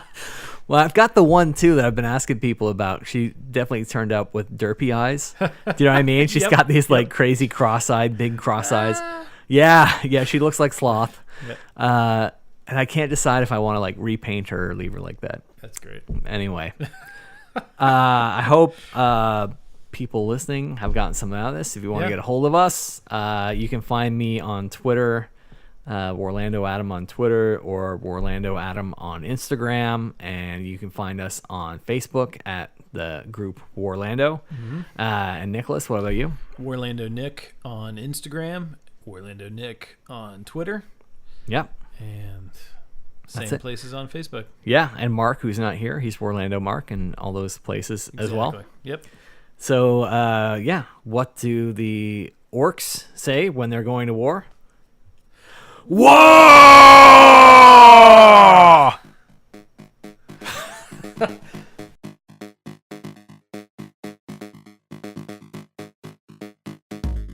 And we gotta make some babies. She tricked Arthur into having sex with her. So it's his own sister. And we gotta make some babies. Lot's daughters. Lot's get daughters. Lot drunk Yes. to sleep with them. And we gotta make some babies. Get their dad drunk so they can like have a happy ending. Yep, brother sister sex. Oh, Game of Thrones is the same concept. Yep. And there's incest there as well. Absolutely, there's incest there as well. And we gotta make some babies. It's Luke and Leia the whole time. Yep.